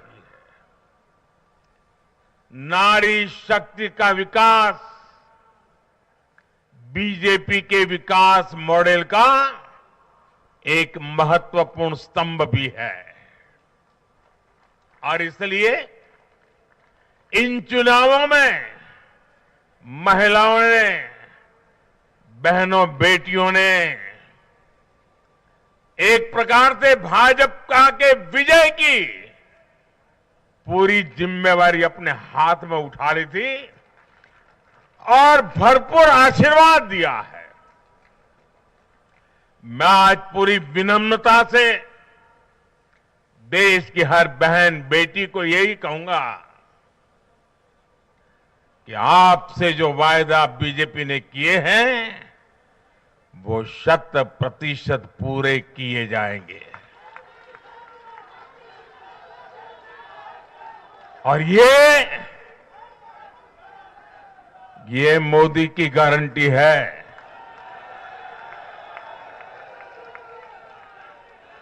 और मोदी की गारंटी यानी गारंटी पूरा होने की गारंटी। साथियों,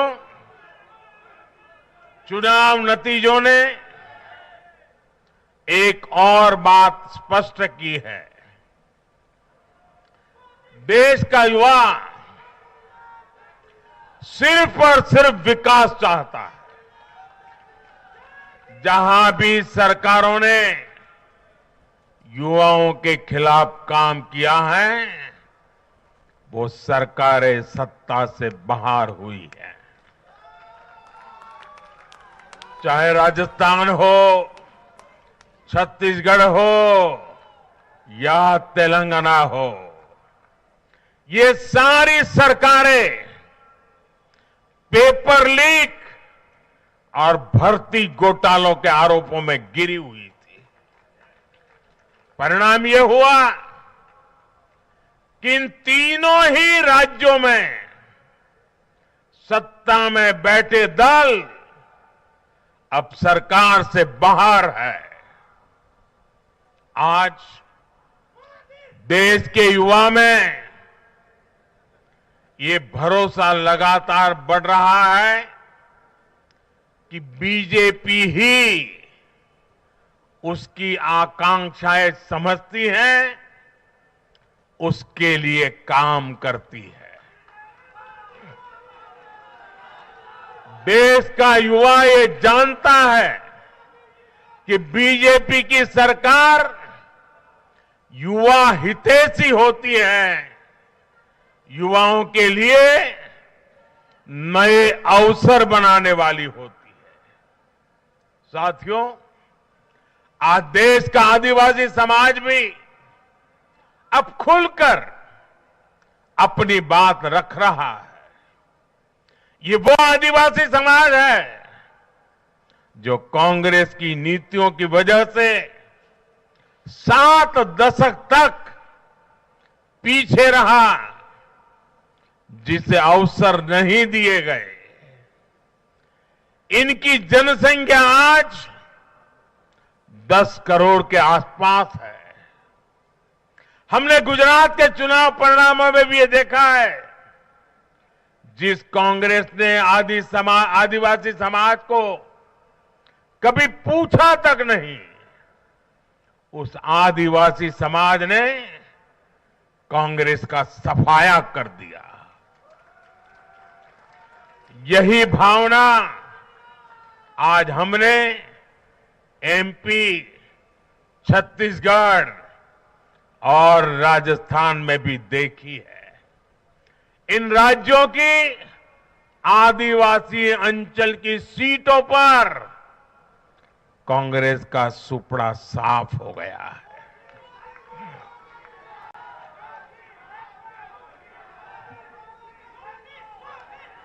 आदिवासी समाज आज विकास के लिए आकांक्षी है और उन्हें भरोसा है कि इस आकांक्षा को सिर्फ और सिर्फ भाजपा सरकार ही पूरा कर सकती है। मेरे परिवारजनों, मैं आज हर राज्य के भाजपा कार्यकर्ताओं की भी सराहना करूंगा, भूरी भूरी प्रशंसा करूंगा। भाजपा और कमल के प्रति आपकी निष्ठा, आपका समर्पण अतुलनीय है। डबल इंजन सरकार का मैसेज आपने पूरी ईमानदारी से जन जन तक पहुंचाया। इसी का परिणाम आज हमें मिल रहा है।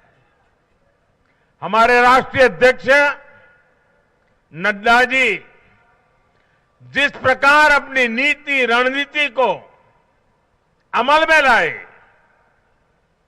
ये विजय उसका भी परिणाम है।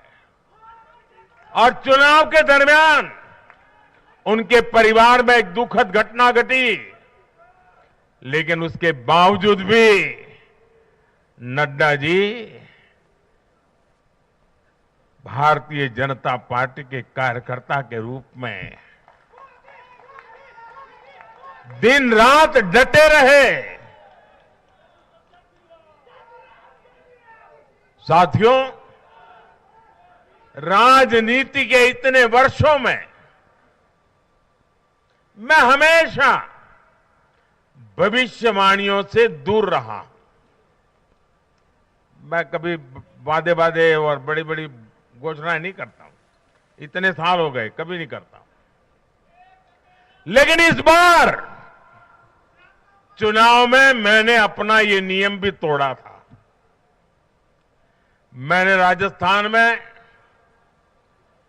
मावजी महाराज को प्रणाम करते हुए उन्हीं की धरती पर ये भविष्यवाणी की थी कि राजस्थान में कांग्रेस सरकार लौट करके नहीं आएगी। मैं भविष्यवेत्ता नहीं हूं, लेकिन मेरा राजस्थान के लोगों पर भरोसा था, वहां की जनता पर भरोसा था। और आज हम नतीजे देख रहे हैं। मध्य प्रदेश ने भी हमें फिर दिखाया है कि भाजपा के सेवा भाव का कोई विकल्प नहीं है। 2 दशक से वहां भाजपा की सरकार है और इतने वर्षों के बाद भी भाजपा पर भरोसा लगातार मजबूती हो रहा है। छत्तीसगढ़ के परिवारजनों को तो जब मैं वहां चुनाव सभाओं में गया तो मैं खुद ही पहली सभा में, छत्तीसगढ़ के चुनाव की पहली सभा में मैंने खुद कहा था कि मैं आपसे कुछ मांगने नहीं आया हूं, मैं तो आपको 3 दिसंबर के बाद सरकार बनेगी तो शपथ समारोह में निमंत्रण देने के लिए आया। छत्तीसगढ़ के परिणाम से साफ है कि हर परिजन ने उस बात को स्वीकार किया है। मैं तेलंगाना की जनता और तेलंगाना के भाजपा कार्यकर्ताओं का विशेष आभार व्यक्त करता हूं। हर चुनाव में तेलंगाना में भाजपा का ग्राफ लगातार बढ़ रहा है। मैं तेलंगाना के लोगों को ये विश्वास दिलाता हूं कि बीजेपी आपकी सेवा में कोई कोर कसर बाकी नहीं छोड़ेगी। भारतीय जनता पार्टी तेलंगाना अभिवृद्धि कोसम एल्लापूडू पनी चिंतूने उटुंदी। तेलंगानातो మాకు చాలా మంచి अनुबंधम उंडी। मेरे परिवारजनों, इस चुनाव परिणाम की गुंज सिर्फ एमपी, राजस्थान और छत्तीसगढ़ तक सीमित नहीं रहेगी। इन परिणामों की गुंज दूर तक जाएगी। पूरी दुनिया में इन चुनाव परिणामों की गुंज सुनाई देगी। ये चुनाव परिणाम भारत के विकास पर भरोसा, दुनिया के भरोसे को और मजबूती देगा। ये चुनाव परिणाम दुनिया भर के निवेशकों को भी नया विश्वास देगा। भरोसा ये कि आजादी के अमृत काल में विकसित भारत का जो संकल्प हमने लिया है, उसे जनता जनार्दन का लगातार आशीर्वाद मिल रहा है। आज दुनिया देख रही है कि भारत का लोकतंत्र और भारत का वोटर दोनों कितने परिपक्व हैं, कितने मैच्योर हैं। आज दुनिया देख रही है कि भारत की जनता पूर्ण बहुमत के लिए, स्थिर सरकार के लिए सोच समझ करके वोट कर रही है। साथियों, भाजपा ने सेवा और सुशासन की राजनीति का नया मॉडल देश के सामने प्रस्तुत किया है। हमारी नीति और निर्णयों के मूल में सिर्फ और सिर्फ देश है, देशवासी है, भारत माता की जय, यही हमारा मंत्र है। इसलिए भाजपा सरकारें सिर्फ नीतियां नहीं बनाती, बल्कि हर हकदार, हर लाभार्थी तक वो पहुंचे, ये भी सुनिश्चित करती है। भाजपा परफॉर्मेंस और डिलीवरी की राजनीति देश के सामने हकीकत बन करके लेकर के आई है। भारत का मतदाता जानता है कि स्वार्थ क्या है, जनहित और राष्ट्रहित क्या है। दूध का और पानी का भेद देश जानता है। जैसे तैसे जीतने के लिए हवाई बातें करना और लोभ लालच की घोषणाएं करना, ये मतदाता पसंद नहीं करता। मतदाता को उसका जीवन बेहतर करने के लिए एक स्पष्ट रोडमैप चाहिए, एक विश्वसनीयता चाहिए, एक भरोसा चाहिए। भारत का वोटर ये जानता है कि जब भारत आगे बढ़ता है तो राज्य आगे बढ़ता है, हर परिवार का जीवन बेहतर होता है। इसलिए वो बीजेपी को चुन रहा है, लगातार चुन रहा है।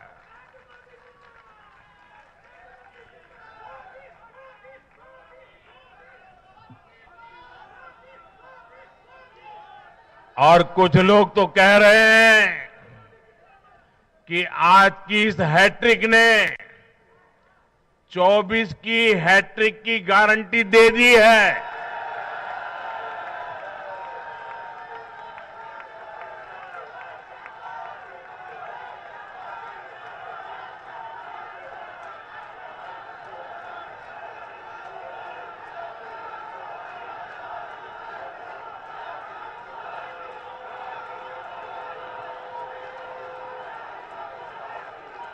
साथियों, आज के जनादेश ने ये भी साबित किया है कि भ्रष्टाचार, तुष्टीकरण और परिवारवाद को लेकर देश के भीतर, देश के हर नागरिक के दिल में जीरो टॉलरेंस बन रही है। आज देश को लगता है कि इन 3 बुराइयों को खत्म करने में अगर कोई प्रभावी है तो वो भाजपा ही है।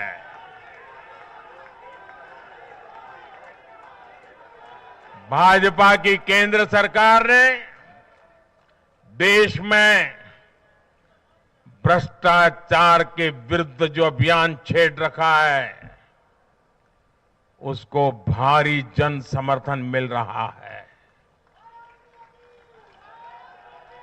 ये उन दलों, उन नेताओं को वोटर की साफ साफ चेतावनी है जो भ्रष्टाचारियों के साथ खड़े होने में जरा भी शर्म अनुभव नहीं करते। उन लोगों को देश की जनता ने आज साफ साफ संदेश दे दिया है।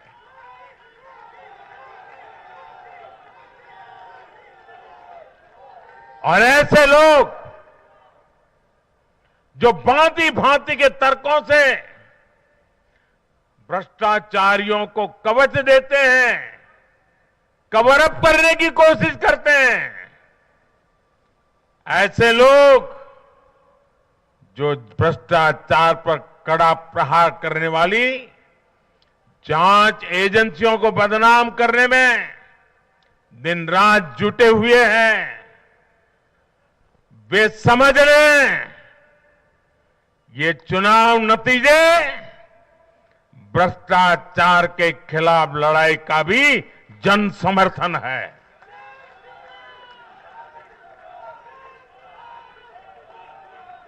ये चुनाव नतीजे कांग्रेस और उसके घमंडिया गठबंधन के लिए भी बहुत बड़ा सबक है। सबक ये है कि सिर्फ कुछ परिवारवादियों के मंच पर एक साथ आ जाने से फोटो कितनी अच्छी निकल जाए, देश का भरोसा नहीं जीता जाता। देश की जनता का दिल जीतने के लिए राष्ट्र सेवा का जज्बा होना चाहिए और घमंडिया गठबंधन में रत्ती भर भी वो नजर नहीं आता है।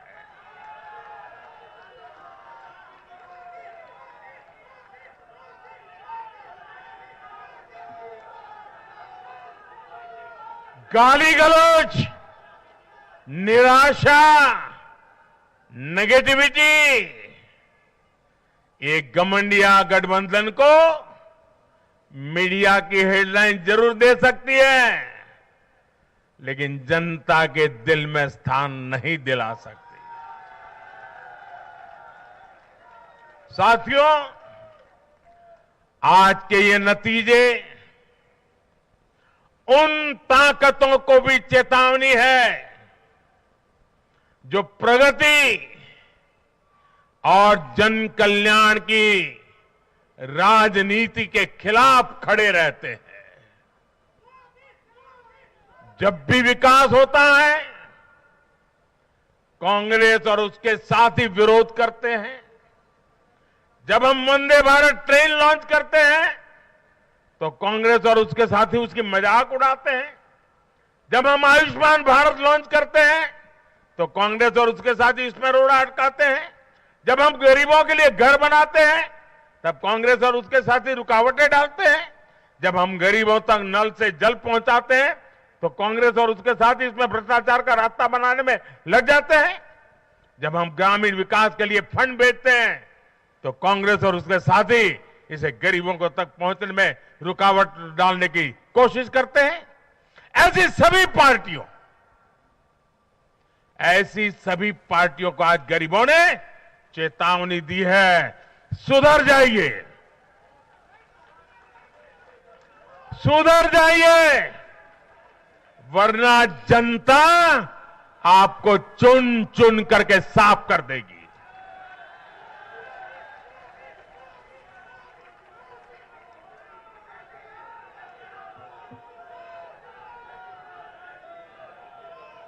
आज ऐसी पार्टियों के लिए सबक है कि केंद्र सरकार की गरीब कल्याण की योजनाओं और उनके लिए भेजे जा रहे फंड के बीच में आने की कोशिश मत करो।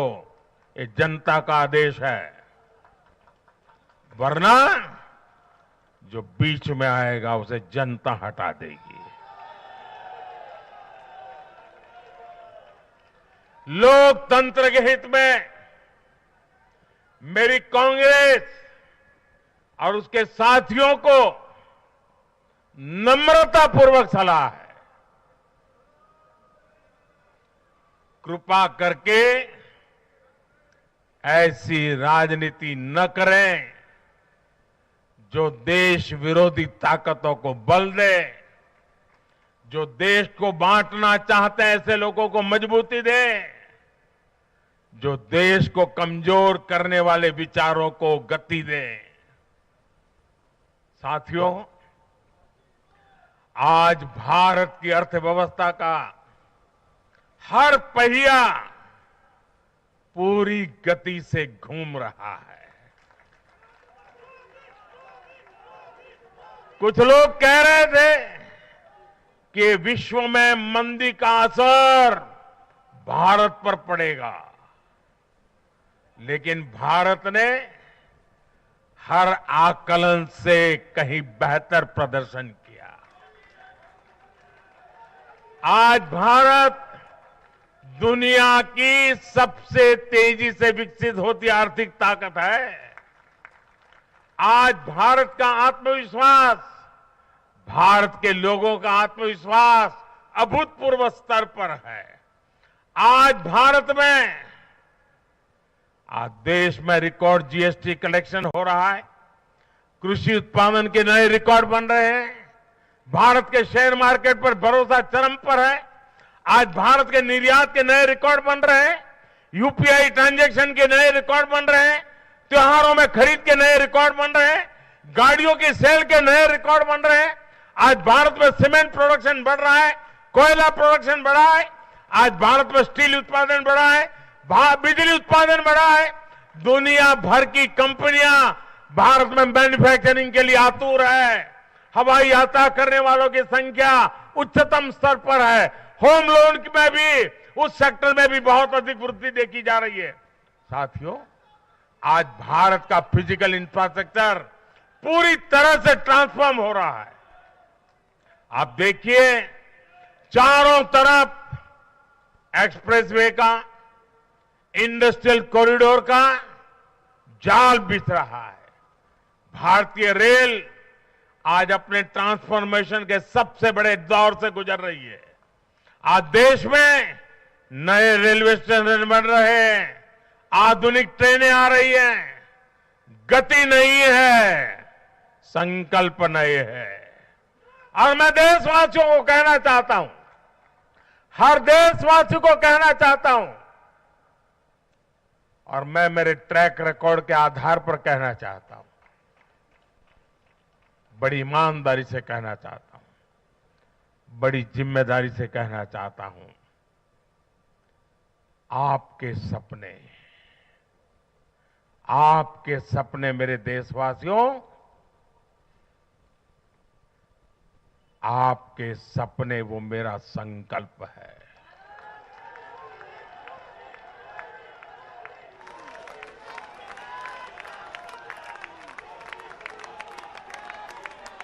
आपके सपनों को पूरा करने के लिए जो मेरा संकल्प है, वो मेरी साधना भी है, मेरी तपस्या भी है।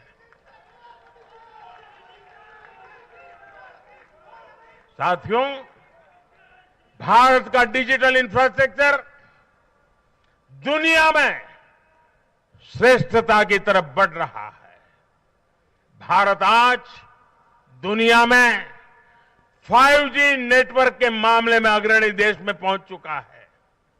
आज भारत में गांव-गांव तक ऑप्टिकल फाइबर पहुंच रहा है। आज देश के सोशल इंफ्रास्ट्रक्चर पर भी अभूतपूर्व गति से काम हो रहा है। हर गरीब को मुफ्त राशन वाली योजना अगले 5 साल के लिए बढ़ा दी गई है। भाजपा सरकार में 4 करोड़ गरीब परिवारों के पक्के घर बन चुके हैं। हम हर गरीब परिवार को पक्की छत देने के संकल्प की ओर तेजी से बढ़ रहे हैं। घर घर नल से जल, ये अभियान तेज गति से चल रहा है। आज देश में रिकॉर्ड गति से नए अस्पताल बन रहे हैं, मेडिकल कॉलेज बन रहे हैं, कॉलेज और यूनिवर्सिटीज की संख्या बढ़ रही है। साथियों, आज भारत आगे बढ़ रहा है, भारत का नागरिक आगे बढ़ रहा है। भारत के लोग इस मोमेंटम को बनाए रखना चाहते हैं। अब इससे पीछे नहीं हटना है, और पीछे हटना ये मोदी को तो कभी स्वीकार नहीं हो सकता है। भारत के लोग स्टेबिलिटी चाहते हैं, स्थायित्व चाहते हैं। भारत के लोग विकसित भारत की यात्रा को गति देना चाहते हैं। मैं देश के प्रत्येक युवा को आह्वान करता हूं, वो विकसित भारत का एम्बेसडर बने, वो विकसित भारत के संकल्पों का नेतृत्व करे। मैं भाजपा कार्यकर्ताओं से भी कहूंगा, प्रत्येक भाजपा कार्यकर्ता नमो ऐप पर जाएं और कम से कम 10 लोगों को विकसित भारत का एम्बेसडर बनाएं। हमें आज एक ऐसी पीढ़ी तैयार करनी है जिसका सपना हो विकसित भारत, जिसका संकल्प हो विकसित भारत, जिसकी साधना हो विकसित भारत, जिसका समर्पण हो विकसित भारत।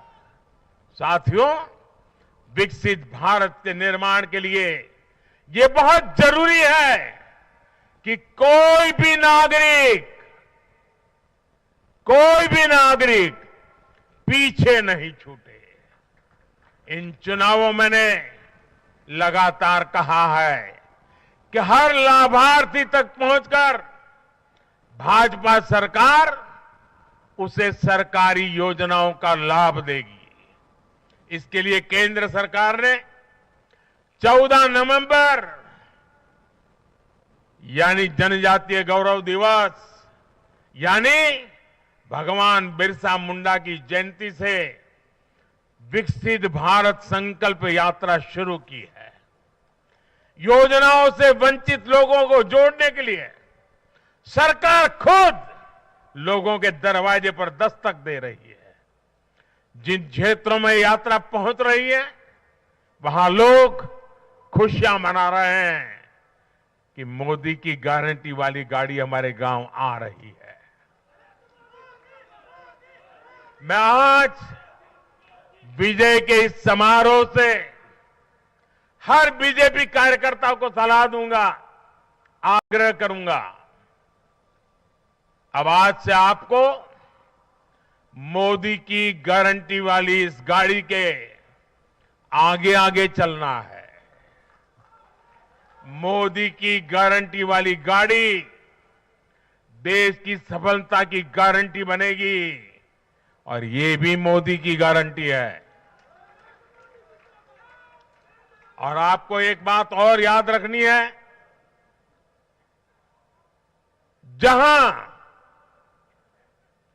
जहां दूसरों से उम्मीद खत्म होती है वहां से मोदी की गारंटी शुरू होती है। मेरे परिवारजनों, विधानसभा चुनाव के नतीजों ने पॉजिटिव एनर्जी का एक ऐसा प्रवाह शुरू किया है जिसे आज पूरा देश महसूस कर रहा है। इस शक्ति ने विकसित भारत के लिए तैयार हुई नींव को और मजबूत कर दिया है। हमें ये ऊर्जा बनाए रखनी है, हमें ये शक्ति बढ़ाते रहना है। हमें 140 करोड़ भारतीयों के विश्वास को जगाए रखना है। हमें जन जन को अपने साथ जोड़ना है। हमें हर मन को समझना है। हमें सबको साथ लेकर चलना है। हमें हर एक को अमृतकाल की विकास यात्रा का साथी बनाना है। जो हमसे दूर है हमें उनके पास पहुंचना है।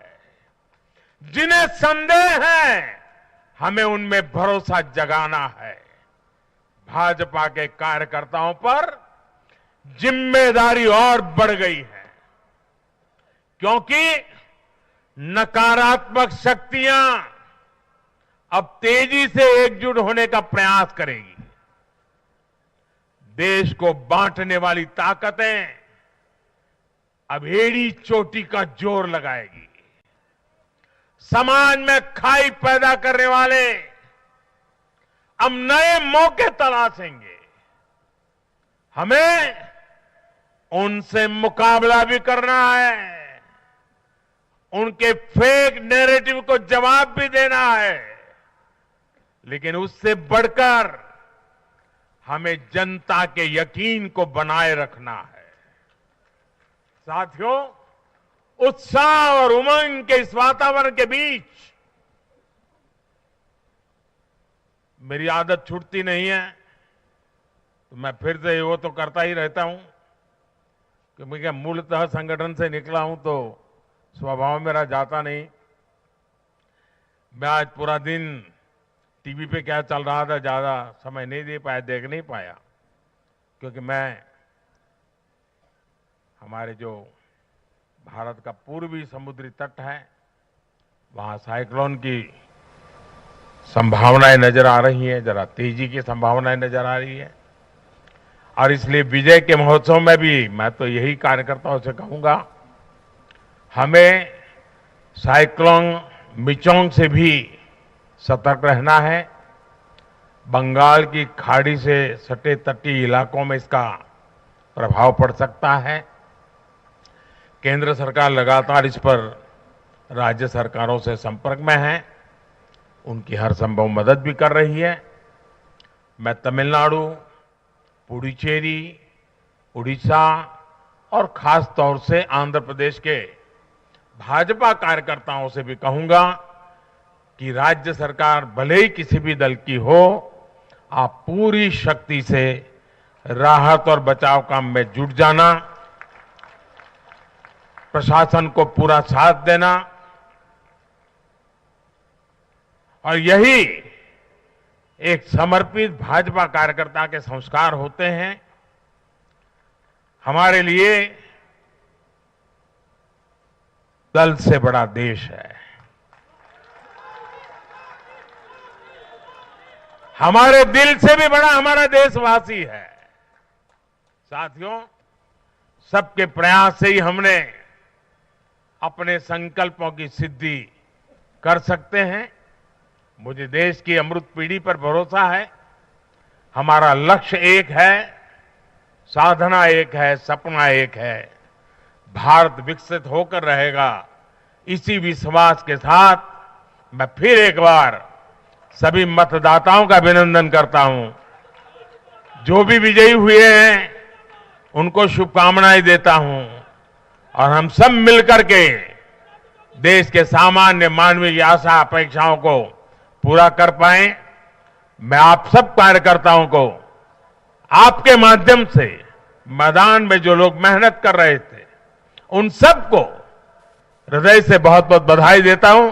मेरे साथ बोलिए भारत माता की, भारत माता की, भारत माता की। बहुत बहुत धन्यवाद।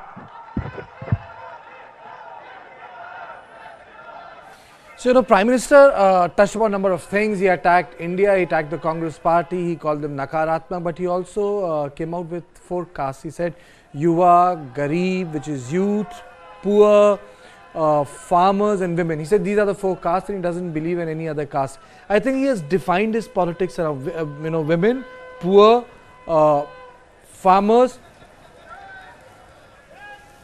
and the 4th one, Yura, Garib and youth. Yes.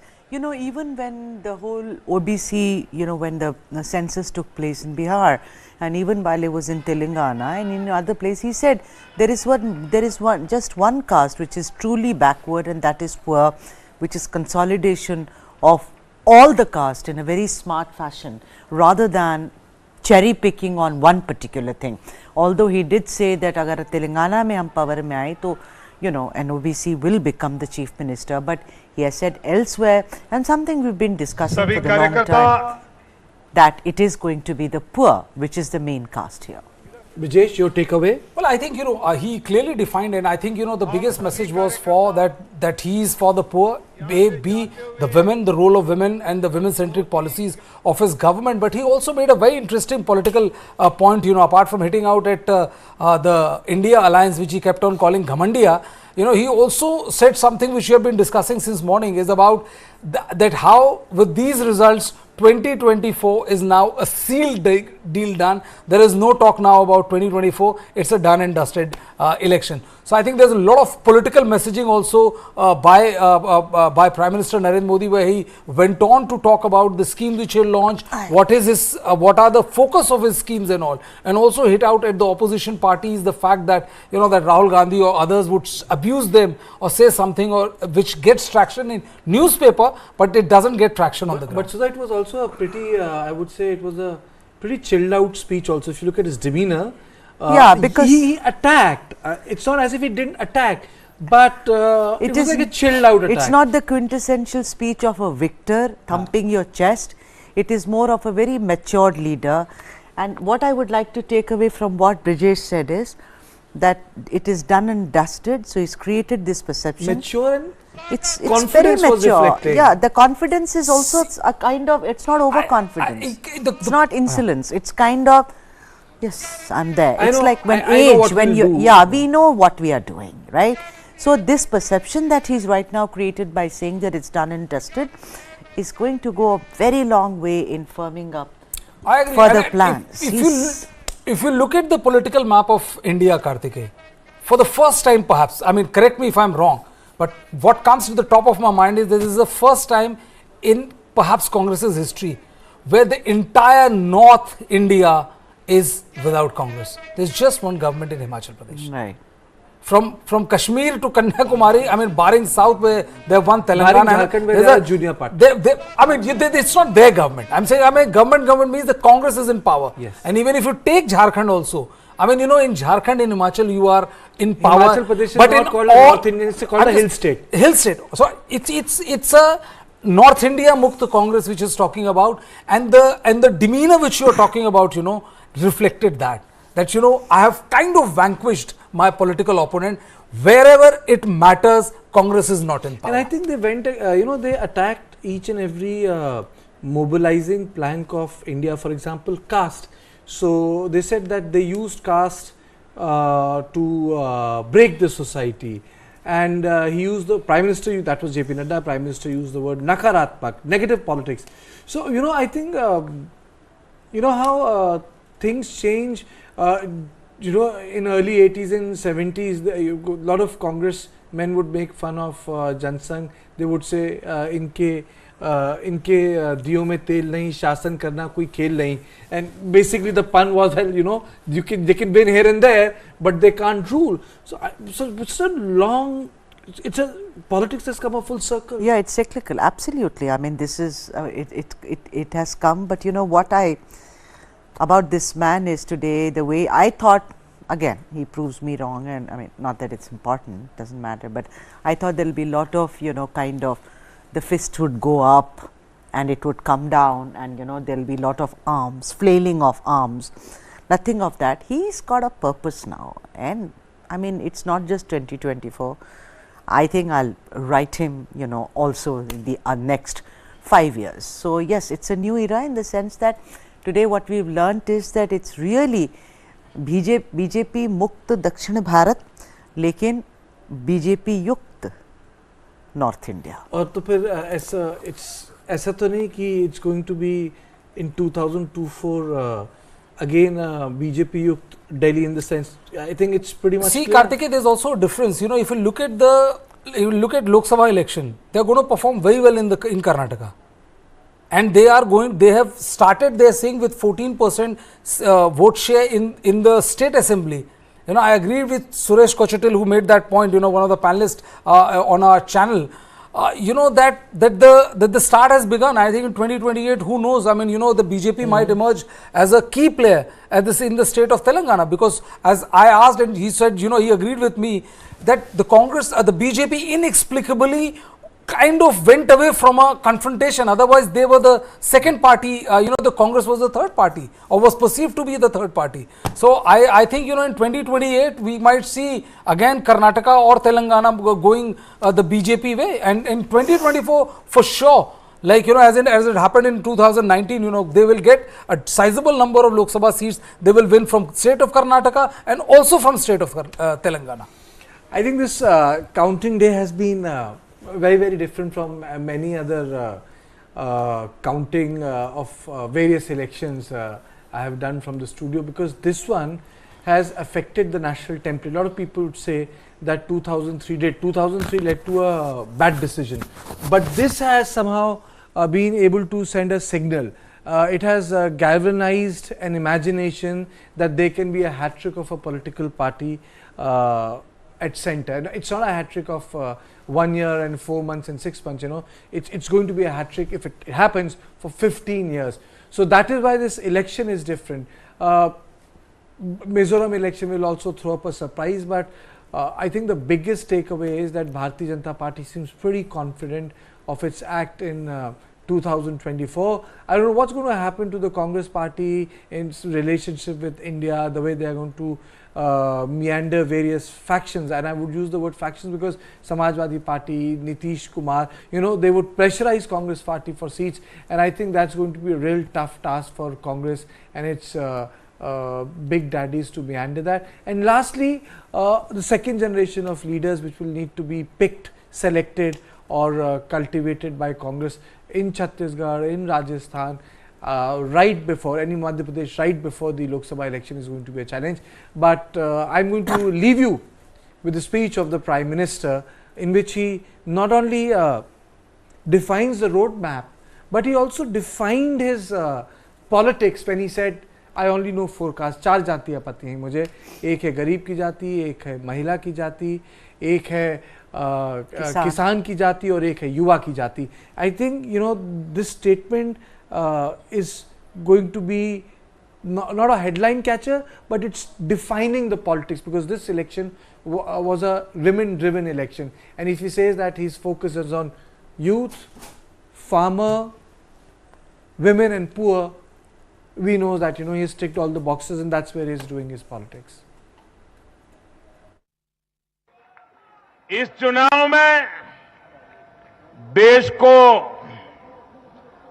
जातियों में बांटने की बहुत कोशिशें हुई, लेकिन मैं लगातार कह रहा था कि मेरे लिए देश में 4 जातियां ही सबसे बड़ी जातियां हैं। और जब मैं इन 4 जातियों की बात करता हूं, हमारी नारी शक्ति, हमारी युवा शक्ति, हमारे किसान और हमारे गरीब परिवार,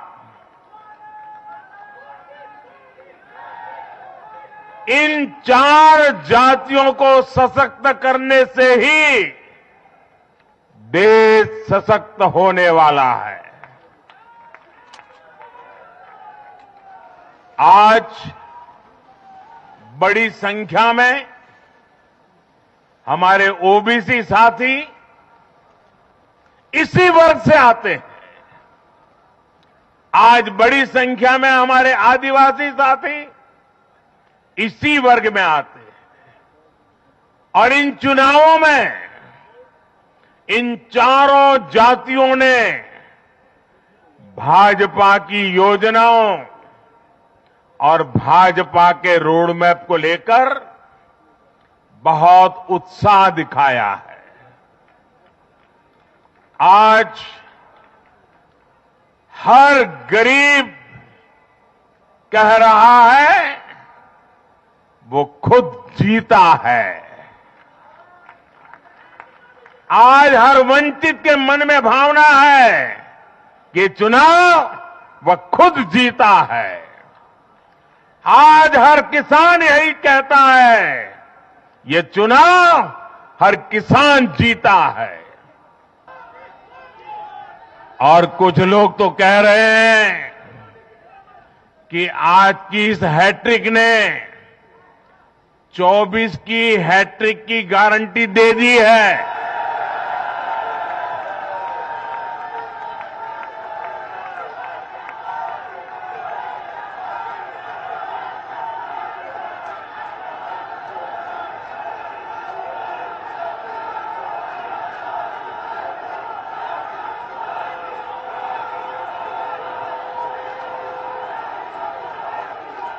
साथियों, आज के जनादेश ने ये भी साबित किया है कि भ्रष्टाचार, तुष्टीकरण और परिवारवाद को लेकर देश के भीतर, देश के हर नागरिक के दिल में जीरो टॉलरेंस बन रही है। आज देश को लगता है कि इन 3 बुराइयों को खत्म करने में अगर कोई प्रभावी है तो वो भाजपा ही है।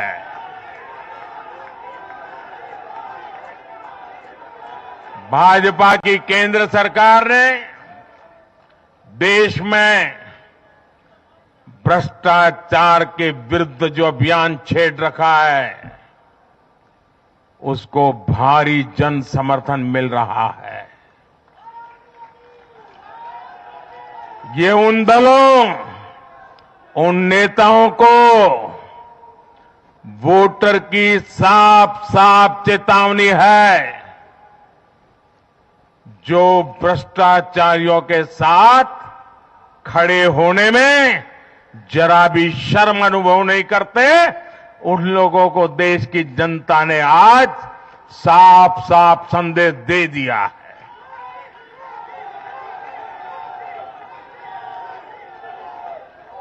और ऐसे लोग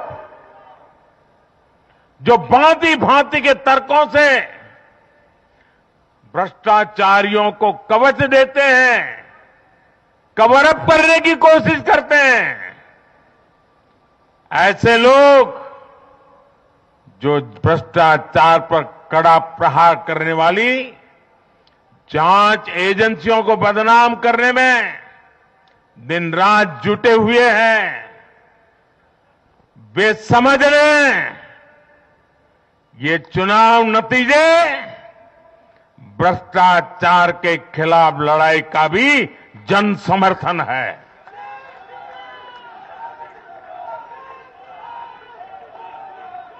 ये चुनाव नतीजे कांग्रेस और उसके घमंडिया गठबंधन के लिए भी बहुत बड़ा सबक है। सबक ये है कि सिर्फ कुछ परिवारवादियों के मंच पर एक साथ आ जाने से फोटो कितनी अच्छी निकल जाए, देश का भरोसा नहीं जीता जाता। देश की जनता का दिल जीतने के लिए राष्ट्र सेवा का जज्बा होना चाहिए और घमंडिया गठबंधन में रत्ती भर भी वो नजर नहीं आता है। यह हमारा सौभाग्य है कि जब 4 विधानसभाओं के नतीजे आए हैं तो भारतीय जनता पार्टी ने आदरणीय मोदी जी के नेतृत्व में एक बहुत बड़ी जीत हासिल की है, बहुत बड़ी जीत हासिल की है। ऐसे खुशगवार समय में मैं अपनी ओर से और आप सब लोगों की ओर से और लाखों करोड़ों कार्यकर्ता जो डिजिटल के माध्यम से और टेलीविजन के माध्यम से जुड़े हैं, उन सब की ओर से आदरणीय प्रधानमंत्री जी का इस कार्यक्रम में आने पर हार्दिक अभिनंदन करता हूं और स्वागत करता हूं।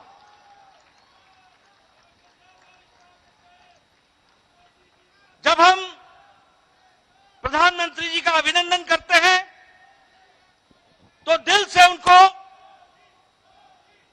हम धन्यवाद भी देते हैं, और हम धन्यवाद इसलिए देते हैं कि भारतीय जनता पार्टी जब भी कोई चुनाव लड़ती है, चाहे वो प्रदेश का चुनाव हो, चाहे वो देश का चुनाव हो, चाहे काल कोई भी अनुकूल हो या प्रतिकूल हो, आदरणीय प्रधानमंत्री जी ने हमेशा सबसे आगे बढ़ करके नेतृत्व को संभाला है और हमेशा उस चैलेंज को पूरा किया है।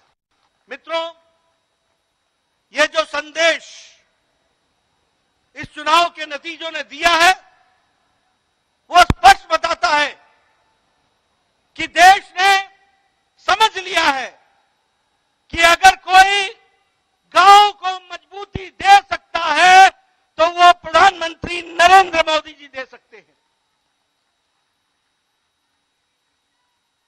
चुनाव के नतीजों ने स्पष्ट संदेश दे दिया है कि अगर कोई गांव, गरीब, वंचित, पीड़ित, शोषित, आदिवासी भाई, अनुसूचित जाति का भाई, इनको कोई सम्मान के साथ मुख्य धारा में ला सकता है तो वो और कोई नहीं, भारत के यशस्वी प्रधानमंत्री मोदी जी हैं। और इसीलिए चाहे महिलाओं का सशक्तिकरण हो, चाहे किसान को सम्मान देने की बात हो, चाहे युवाओं की आकांक्षाओं और आशाओं को आगे बढ़ाने का, उनके सपनों को साकार करने का काम हो, वो सबको अगर विश्वास है तो आदरणीय प्रधानमंत्री मोदी जी के ऊपर है, जिनके माध्यम से वो आगे बढ़ रहे हैं। पर फिर से प्रचंड जीत मिली है सर, 5वीं बार। क्या प्रतिक्रिया सर? पहले आप। मैं जनता को प्रणाम करता हूं। श्रीमान नरेंद्र मोदी जी भारत की जनता के हृदय के हार हैं, मध्य प्रदेश की जनता के मन में भी बसे हैं। उनकी गारंटी पर भरोसा डबल इंजन की सरकार के काम। एक और महत्वपूर्ण चीज सर, लाडली लक्ष्मी लाडली बहना योजना, महिला सशक्तिकरण की एक कड़ी थी लाडली बहना योजना। लाडली बहनों ने भरपूर आशीर्वाद दिया। आपने 160 से ज्यादा सभाएं की सर, एक एक दिन में 10-10, 12-12 सभाएं करते थे आप। वो तो मेरा कर्तव्य था। मध्य प्रदेश में बीजेपी ने रिकॉर्ड तोड़ जीत दर्ज की है। केंद्रीय मंत्री ज्योतिरादित्य सिंधिया जी हमारे साथ हैं। सर, एक बड़ा रोल आपका रहा, 80 से ज्यादा सभाएं आपने पूरे मध्य प्रदेश में की। आपको अनुमान था कि इतनी सीटें मध्य प्रदेश में बीजेपी की आएगी? सर्वप्रथम मैं मध्य प्रदेश की जनता को मैं नतमस्तक होकर प्रणाम करता हूं। मैं उनको धन्यवाद देना चाहता हूं कि 5वीं बार उन्होंने भारतीय जनता पार्टी को अपना पूर्ण आशीर्वाद प्रदान किया। अगर इस जीत के पीछे श्रेय की हम बात करें तो पहला नेतृत्व हमारे प्रधानमंत्री जी का। प्रधानमंत्री जी जो कहते हैं कि मोदी के दिल में एमपी और एमपी के दिल में मोदी, और जो समय उन्होंने दिया, जो नीतियां उन्होंने दी, जो योजनाएं उन्होंने दी, उसी का फल है कि आज मध्य प्रदेश में दोबारा सरकार बनी है। हमारे गृह मंत्री अमित शाह जी, हमारे राष्ट्रीय अध्यक्ष जेपी नड्डा जी, जिन्होंने मार्गदर्शन हमें दिया, जिसके आधार पर ये नतीजा संभव हो पाया। और राज्य के स्तर पर पहले तो मैं अपने पार्टी के एक एक कार्यकर्ता को बधाई देना चाहता हूँ, शुभकामनाएं देना चाहता हूँ। जो जी जान की मेहनत उन्होंने की। हमारे प्रदेश के मुख्यमंत्री, जिनकी जन कल्याणकारी योजनाओं के आधार पर ये संभव हो पाया, और हमारे पार्टी के अध्यक्ष BD शर्मा जी, जिन्होंने नेतृत्व के आधार पर हम सबको मार्गदर्शन दिया। और ये एक संयुक्त एफर्ट रहा सभी का, और मैं मानता हूं कि एक नया इतिहास और नया युग मध्य प्रदेश में विकास और प्रगति का 18 साल के बाद ये निरंतर सफर चलता रहेगा विकास और प्रगति का, मध्य प्रदेश को विकास के चौखट पर पहुंचाने के लिए। कांग्रेस ने जो प्रचार प्रसार किया खास तौर पर आपके खिलाफ, वो व्यक्तिगत हमले ज्यादा किए, वो चाहे सेंट्रल हो या फिर मध्य प्रदेश में क्यों ना हो। मैंने पिछले 3 साल से मैं आरोप, गाली, श्राप, हर तरीके की नीचे दिखाने की सोच मैं अपने मेरे परिवार पे भी मैं अपनी छाती पे लिया है। 2020 में जनता ने कांग्रेस को जवाब दे दिया। 3 साल मैंने कुछ नहीं कहा।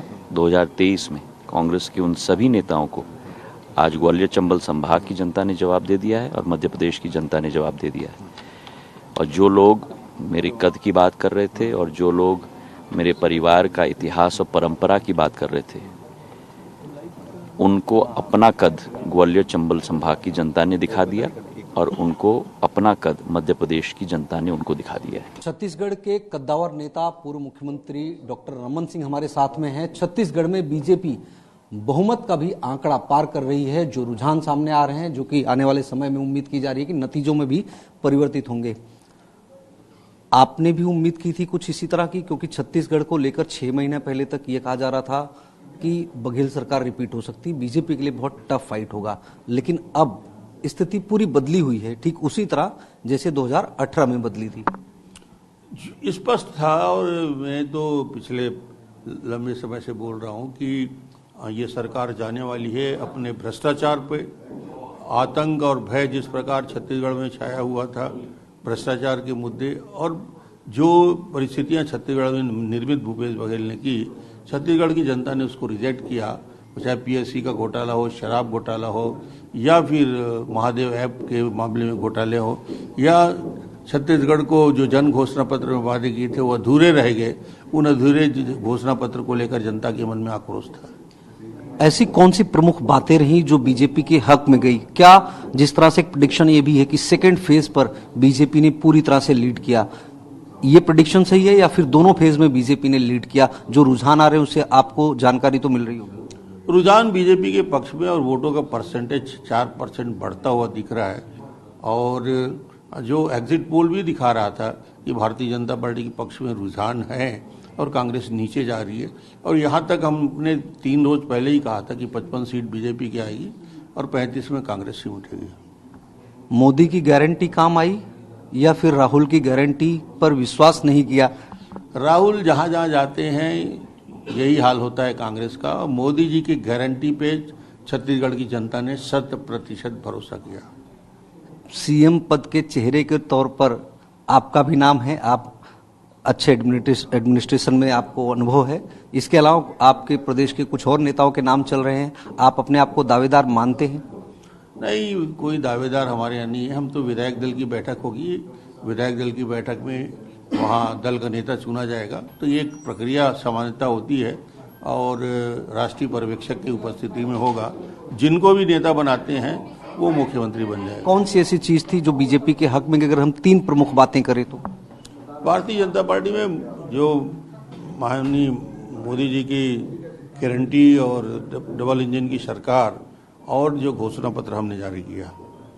बहुत बहुत धन्यवाद। डॉक्टर रमन सिंह स्पष्ट तौर पे बता रहे हैं कि जिस तरह से पिछले 5 सालों में भूपेश बघेल की सरकार ने काम किया और पूर्व में किए गए वादों को पूरा नहीं किया, उसको लेकर कहीं ना कहीं लोगों में नाराजगी थी और जिस तरह से एक उम्मीद जताई जा रही थी, बीजेपी के पक्ष में माहौल जाता हुआ दिखाई दे रहा था। जमीन पर भी कुछ उसी तरह की परिस्थिति इस वक्त बनी हुई है।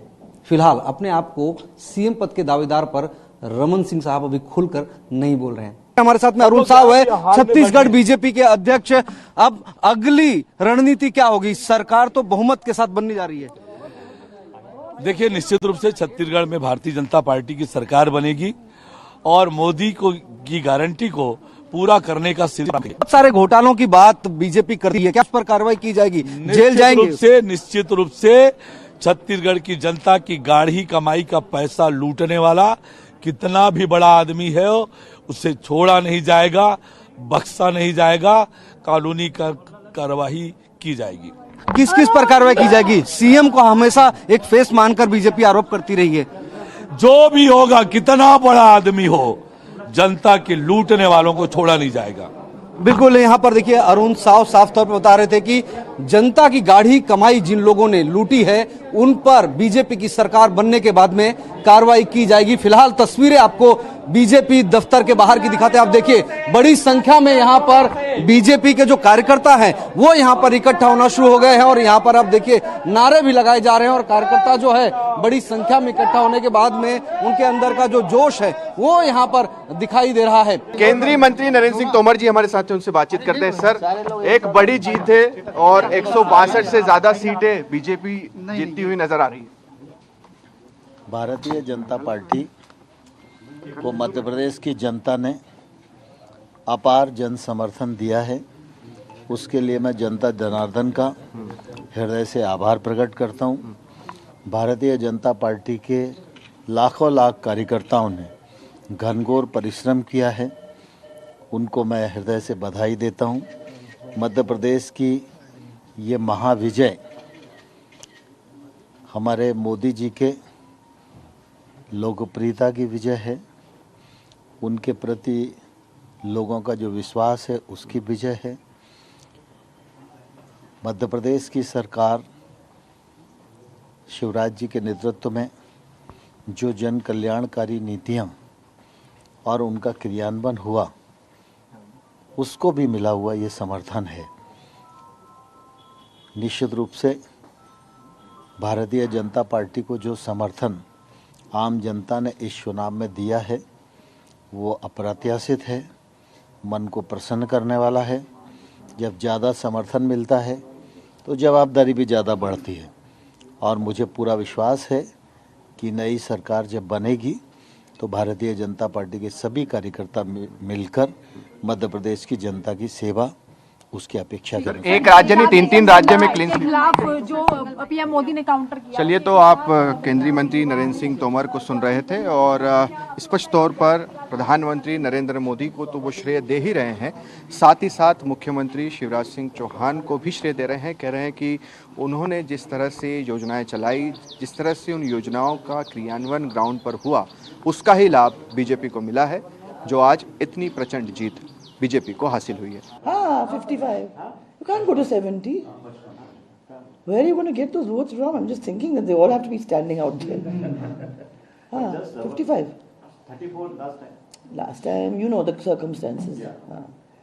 तो circumstances all around Rajasthan था. Otherwise we'd have won Rajasthan. सरकार गई ना on that. हाँ.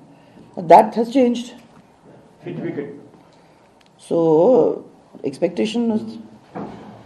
During my Jhalawat visit, I was just trying to find out a single poster of Congress candidate. आपने ये मेरे को कहा नहीं. I also didn't look, I must say. I'm trying to remember. नहीं. Okay, we'll start. Let's get over this, and then we can sit and chat for a little while.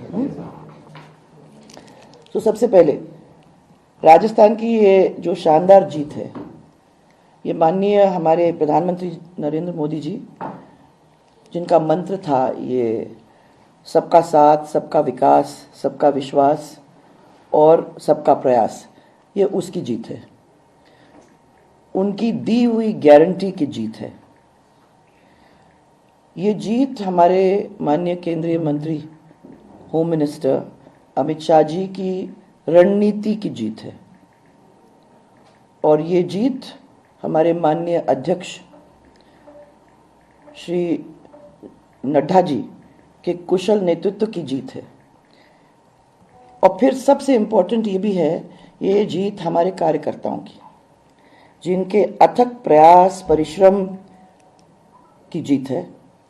उन्होंने दिन और रात हमारे माननीय प्रधानमंत्री जी के जो सपने को साकार करने की पूरी कोशिश करते हुए उस दिशा में मेहनत करके ये परिणाम दिलाने का काम किया है.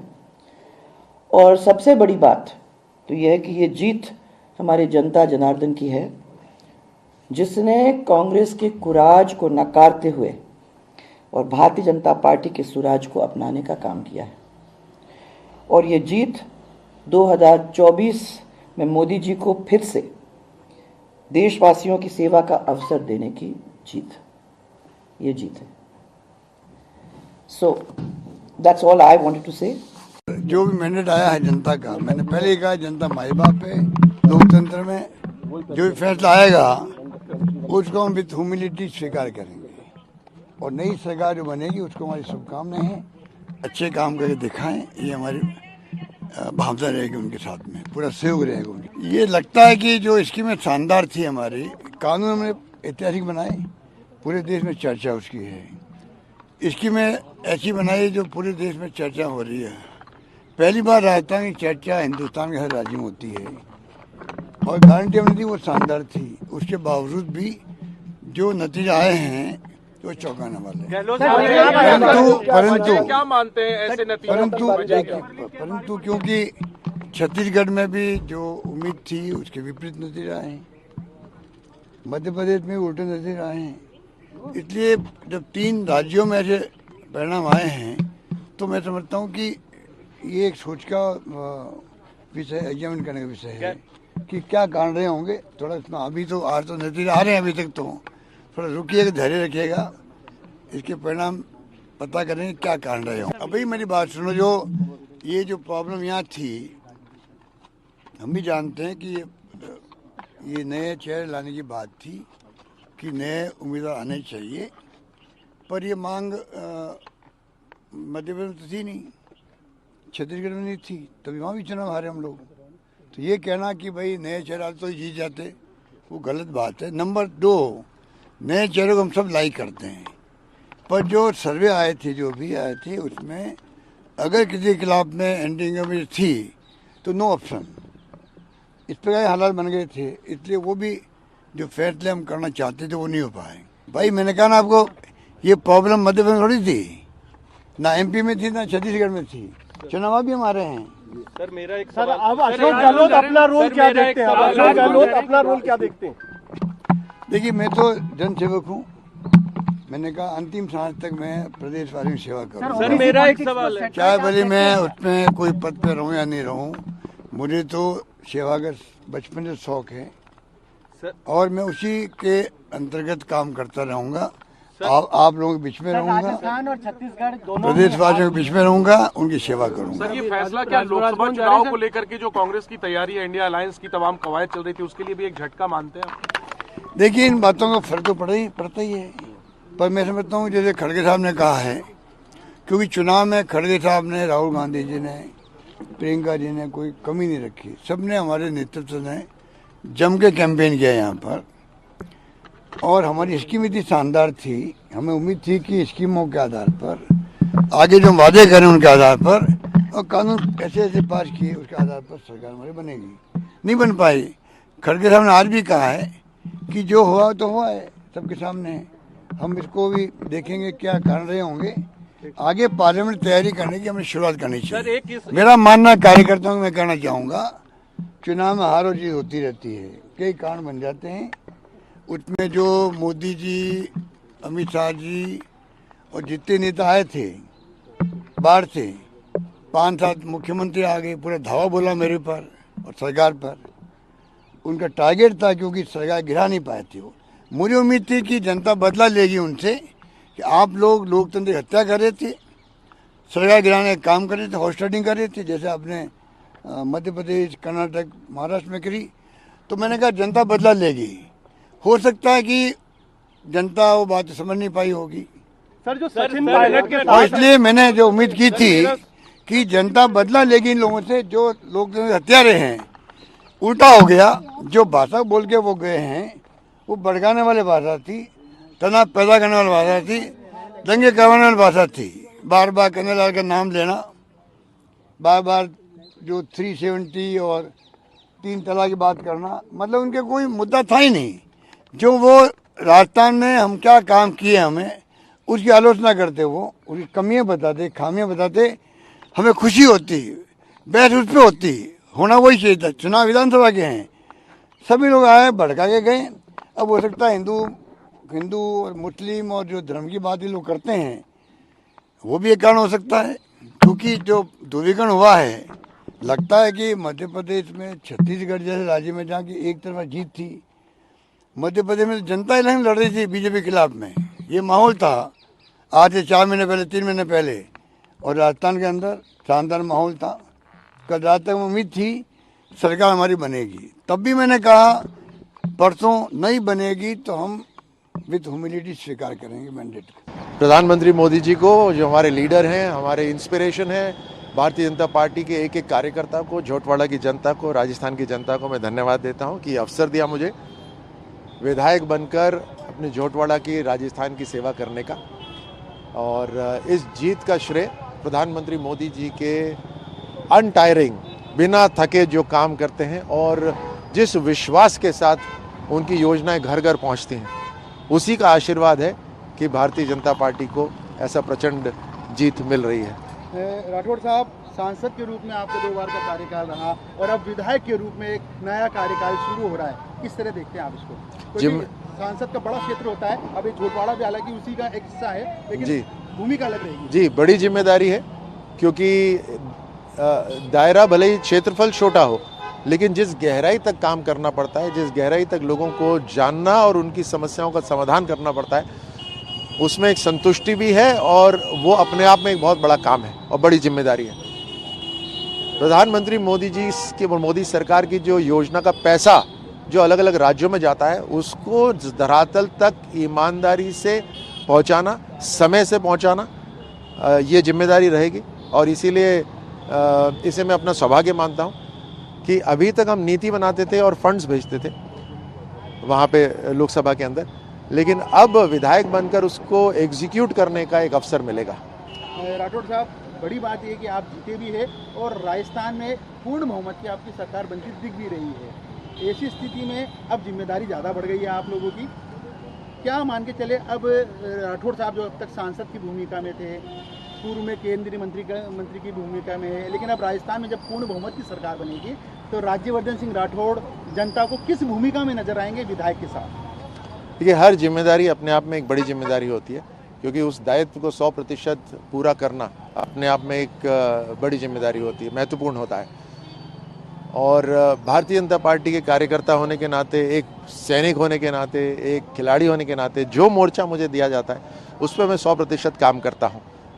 आगे भी जैसे हमारी टीम के कप्तान प्रधानमंत्री मोदी जी जैसी जैसी जिम्मेदारी देंगे, हमारी पार्टी जैसी जैसी जिम्मेदारी देगी, उसमें हर एक जिम्मेदारी, जैसे मैंने कहा, महत्वपूर्ण होती है। हम सब मिलकर जब काम करते हैं तभी काम पूरा हो पाता है।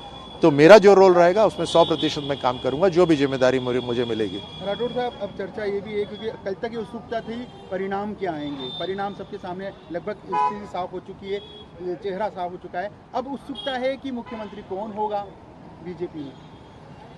उत्सुकता, ये उत्सुकता तो कई महीनों से चल रही थी। आपके बार बार मीडिया के प्रश्न यही होते थे और इस स्ट्रैटेजी के ऊपर प्रश्न चिन्ह भी उठाए जाते थे, लेकिन आपने देखा कि पार्टी की अपनी स्ट्रैटेजी होती है, हर राज्य में अपना एक तरीका होता है और राजस्थान के अंदर कलेक्टिव लीडरशिप के साथ हमने ये चुनाव लड़ा और अब समय के हिसाब से पार्टी का पार्लियामेंट्री बोर्ड निर्णय करेगा, प्रधानमंत्री मोदी जी की लीडरशिप में तय होगा और फिर जैसे भी जिसको जिम्मेदारी मिलेगी हम सब मिलकर राजस्थान के अंदर एक ऐसा समय लाने की कोशिश करेंगे कि पिछले 5 साल की भरपाई हो और राजस्थान सभी राज्यों अग्रणी राज्य हैं उनकी श्रेणी में आके खड़ा हो। एक लास्ट सवाल आपकी विधानसभा के लिए, झोटवाड़ा में आपकी पहली प्राथमिकता अब क्या रहने वाली है? झोटवाड़ा अपने आप में एक बड़ी यूनिक विधानसभा है जिसमें ग्रामीण क्षेत्र भी है और शहरी क्षेत्र भी है। शहरी क्षेत्र ऐसा है जहां पर शहर जैसी सुविधाएं संपूर्ण नहीं हैं। सो मेरा ये दायित्व रहेगा कि अर्बन डेवलपमेंट अथॉरिटीज़ के साथ, नगर निगम हो या जेडीए हो, उन सब के साथ मिलकर यहाँ पर झोटवाड़ा के अंदर सड़कों का निर्माण, पीने का पानी घर तक पहुँचाना, जो हाई टेंशन लाइन्स हैं उसकी समस्याओं का समाधान करना, उसके नीचे सड़कें बनवाना, इन सब का सीवेज लाइन्स तैयार करना, स्वास्थ्य के लिए एक सैटेलाइट हॉस्पिटल यहाँ पे खुलवाना, ये सारी मेरी प्राथमिकताएं रहेंगी। हम मध्य प्रदेश के मतदाताओं का फैसला स्वीकार करते हैं। आज विरोधी दल के नाते और आगे भी जो हमारा कर्तव्य है, हम उस कर्तव्य पर डटे रहेंगे। सबसे बड़ी चुनौती हमारे सामने नौजवानों की भविष्य की है, बेरोजगारी की है और कृषि क्षेत्र की है। कृषि क्षेत्र 70% हमारी अर्थव्यवस्था का हिस्सा है और कृषि क्षेत्र में मजबूती आए, ये हमारी प्राथमिकता होनी चाहिए। मैं भारतीय जनता पार्टी को बधाई देता हूं और उम्मीद करता हूं कि जिस प्रकार जनता ने उन्हें समर्थन दिया है वो उस पर खड़े उतरेंगे और जनता को जो विश्वास उन्होंने जताया है भारतीय जनता पार्टी पर, वो विश्वास बड़ी जिम्मेदारी से वो निभाएंगे। आज हमारी दूसरी उम्मीद थी, मैंने हमेशा कहा था कि मैं मध्य प्रदेश के मतदाताओं पर विश्वास करता हूं, वो आज भी करता हूं। मैंने पिछले 1 महीने से कह रहा हूं मैं मध्य प्रदेश के मतदाताओं पर विश्वास करता हूं। मेरे से जब आप पूछते थे कि कितनी सीटें आएंगी, मैं कहता था मैं मध्य प्रदेश के मतदाताओं पर विश्वास करता हूं। आज भी मैं विश्वास करता हूं और मुझे ये उम्मीद है कि ये विश्वास जो मध्य प्रदेश के मतदाताओं ने भारतीय जनता पार्टी पर रखा है, उनके साथ विश्वासघात नहीं होगा। हम इस पर विचार करेंगे कि क्या हमने कमियां थी, क्यों हम मतदाता को अपनी बात नहीं समझा पाए। हर उम्मीदवार से चर्चा करके, वो हारा हुआ हो या जीता हुआ हो, हम उनसे चर्चा करेंगे अगले कुछ दिनों में और उस चर्चा के बाद हम इसका निष्कर्ष निकालेंगे। I'd like to thank the lakhs of workers of the BRS party who have toiled very hard over the last 3 months for ensuring that we come back at the hustlings in a successful manner. Unfortunately, the result is definitely not what we wanted. Now, we are short by about 20 seats. But nevertheless, we have put up a valiant fight and I am deeply grateful to the people of Telangana for blessing us with 2 consecutive terms. 2 बार उन्होंने हमें मौका दिया। 10 साल नया तेलंगाना राज्य जिसको बनाने में हमने बहुत एक्टिव रोल प्ले किया, अहम भूमिका प्ले किया, इसमें हमें मौका दिया गया 2 बार। कोशिश हमने तो ये की कि तेलंगाना को पूरे भारत में, पूरे हिंदुस्तान में नंबर 1 बनाने की और हम काफी हद तक कामयाब भी हो चुके। बट इस बार हमें जो रिजल्ट चाहिए था वो नहीं मिला, पर कोई बात नहीं, हम हमारा काम जारी रखेंगे। हमारे जो लीडर हैं KTR सर, उनके लीडरशिप में we will continue to strive for the greater good, for the benefit of the people of Telangana and we assure all cooperation to the new government. We compliment and congratulate Congress Party on winning the mandate of the people. We wish them the very best in fulfilling all the promises that they've made to the people. Of course, we'll play the role of a constructive opposition, which is what has been conferred upon to us by the people of Telangana. And we will play a very constructive role. I promise you that, because this is a state for which we fought hard. This is a state for which our Honorable Chief Minister and our party president has in fact risked his life. So we will do everything in our capacity to help the newly incumbent government to ensure that a proper transition happens. And as part of the democratic process, our Chief Minister has already sent his resignation to the Honorable Governor, and I think the due process will follow hereafter. And I thank the entire media members as well for your cooperation, for your support during elections and even before that. Thank you. चिंतन करेंगे, बैठक करेंगे, जैसा आपने कहा, बाद में बताएंगे. अभी क्या बताएंगे आप? अभी तो हाँ, क्या बता रहे हैं? सबसे बड़ा रीजन क्या रहा हार का? दो चार दिन तो रुक जाइए, क्या जल्दी है? Part of the election, when you go to an election, there are only two outcomes: either you win, you lose. Today we lost, but not every day is the same. See, we will bounce back. We'll come back strong. We'll come back even stronger.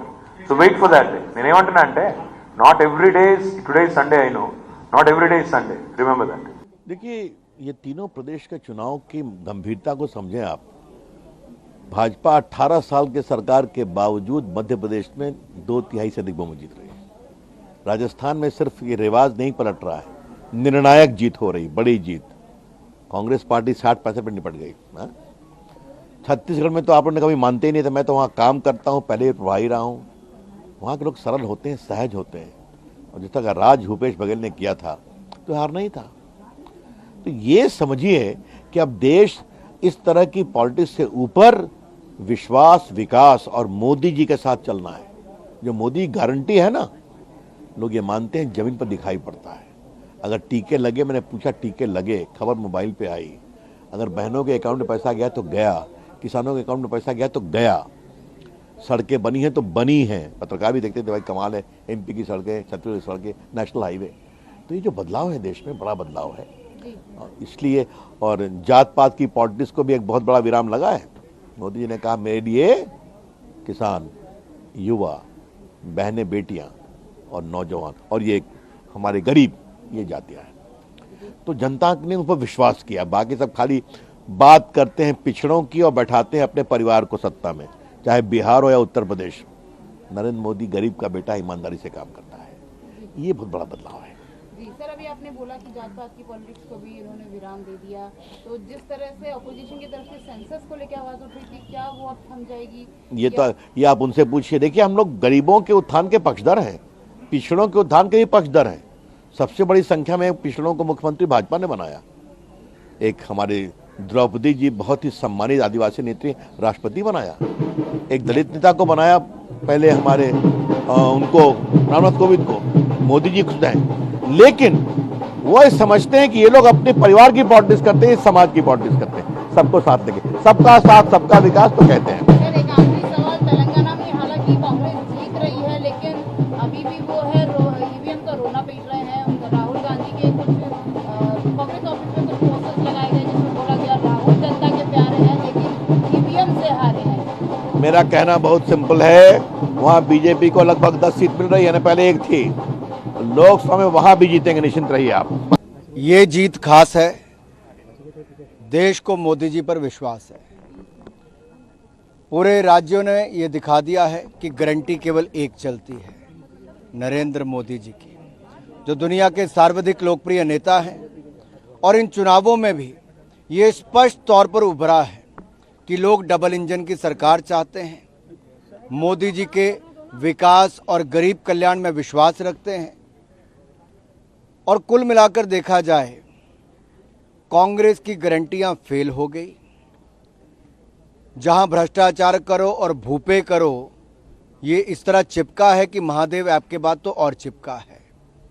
वहीं पर राजस्थान की महिलाओं ने मन बना लिया था कि बहुत हुआ अत्याचार और भ्रष्टाचार, अब माफ करो कांग्रेस की सरकार. कुल मिलाकर भाजपा की डबल इंजन की सरकार पर वापस मोहर लगी है. मध्य प्रदेश ने करके दिखाया है और जहां जहां कांग्रेस की राज्य सरकारें थी वहां जनता ने पूरी तरह नकारा है। अब जो लोग विदेश यात्रा पर छुट्टी मनाने जाना चाहते थे वो लंबी छुट्टी पर जा सकते हैं। देखिए, जितना कीचड़ विपक्ष ने उछाला उतना ही मोदी जी निखर कर आए, उतना ही कमल खिला है।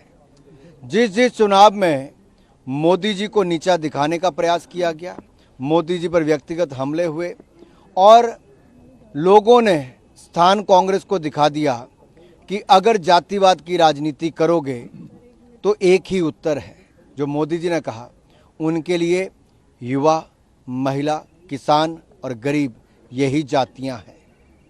और ये स्पष्ट हो गया है कि देश विकास चाहता है, सुशासन चाहता है और फिर एक बार मोदी जी की डबल इंजन की सरकार चाहता है। तेलंगाना में हमारी एक सीट थी, वहां से बढ़कर कई गुना ज़्यादा हुई है। वातावरण जो राज्य में भारतीय जनता पार्टी ने खड़ा किया वो केसीआर के खिलाफ था, उनके भ्रष्टाचार परिवारवाद के खिलाफ था। उसके नतीजे सामने देखने को मिले। भाजपा का वोट शेयर भी लगभग दुगने से ज़्यादा हुआ है, सीटें हमारी कई गुना ज़्यादा बढ़ रही हैं। ये अपने आप में एक अच्छे संकेत हैं, लेकिन निश्चित तौर पर जितना हम चाहते थे शायद तेलंगाना में उतना अच्छा नहीं आया। लेकिन पूरे राज्यों की अगर आप रिपोर्ट देखोगे तो सब तरफ भाजपा दिखती है और श्रेय श्रीमान नरेंद्र मोदी जी को जाता है, जिन्होंने अपना कीमती समय और जिन पर जनता को विश्वास है, इसीलिए जीत खास है। हमारे माननीय प्रधानमंत्री जी और भारतीय जनता पार्टी के सभी हमारे जो नेतागण हैं, हमारे जेपी नड्डा जी, हमारे अमित शाह जी और हमारे सभी केंद्रीय मंत्रीगण, हमारे जितने भी प्रदेश के हमारे प्रदेश अध्यक्ष जी, हमारे सभी प्रदेश के नेतागण और फिर हमारे जो कार्यकर्ता हैं जिन्होंने इतनी मेहनत की, क्योंकि मैं नई थी क्षेत्र में लेकिन मुझे कुछ ज़्यादा नहीं करना पड़ा, मुझे एक एक घर तक ले जाने का जो काम किया है हमारे कार्यकर्ताओं ने, तो मैं पूरा मेरी जीत का श्रेय उनको भी देना चाहूँगी। और पूरी तरह से भारतीय जनता पार्टी बहुत अच्छी तरह से चुनाव लड़ी है और परिणाम भी बहुत अच्छा आया है।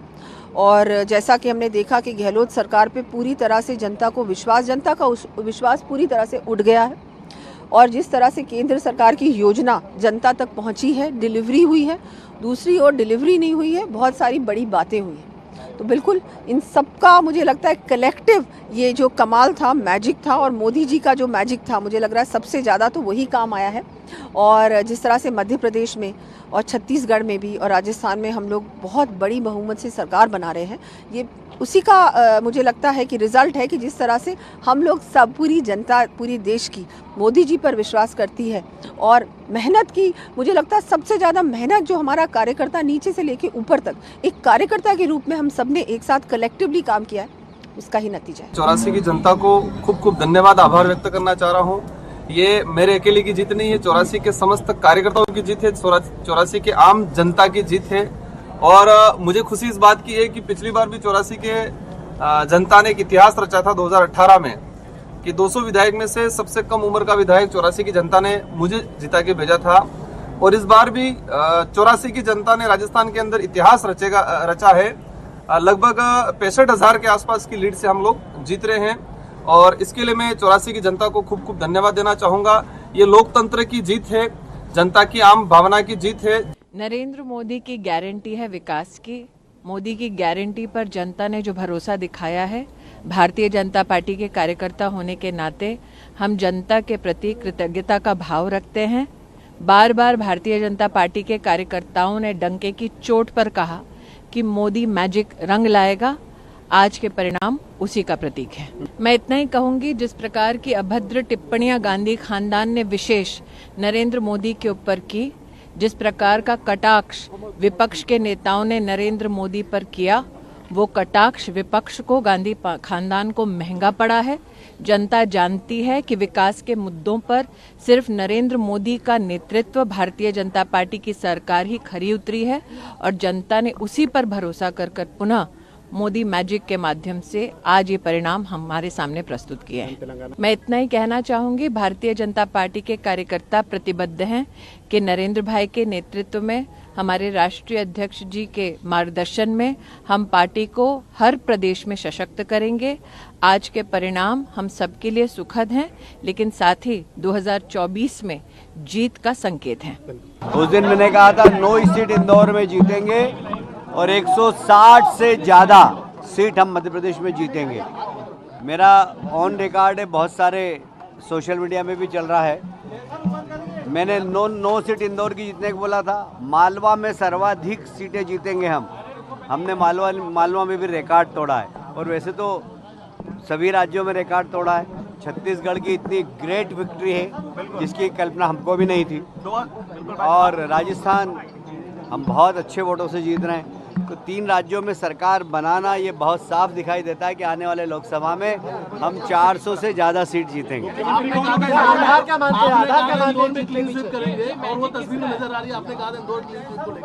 हमने कहा था कि सफाई में इंदौर 1 है, पर राजनीतिक सफाई में भी इंदौर 1 रहेगा।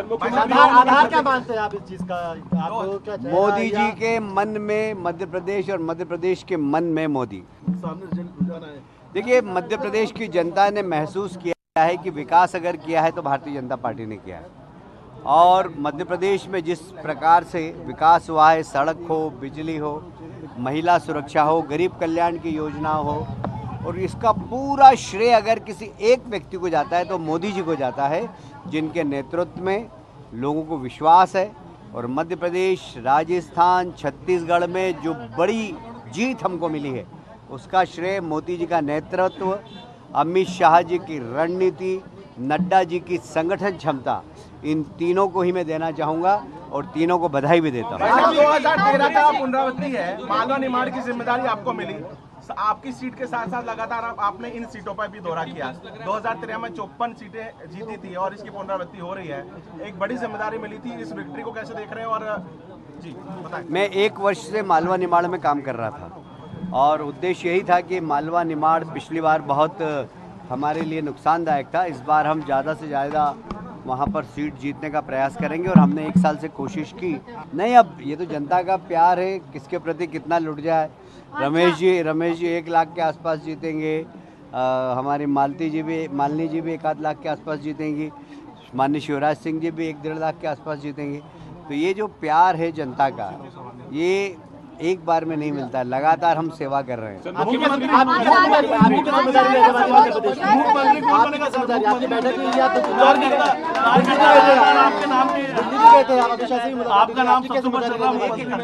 देखिए, भारतीय जनता पार्टी का कोई भी कार्यकर्ता मुख्यमंत्री होगा जिसको दिल्ली के बैठे हुए हमारे हाईकमान तय करेंगे। आचार्य प्रमोद कह रहे हैं कि कांग्रेस इसलिए हार गई है।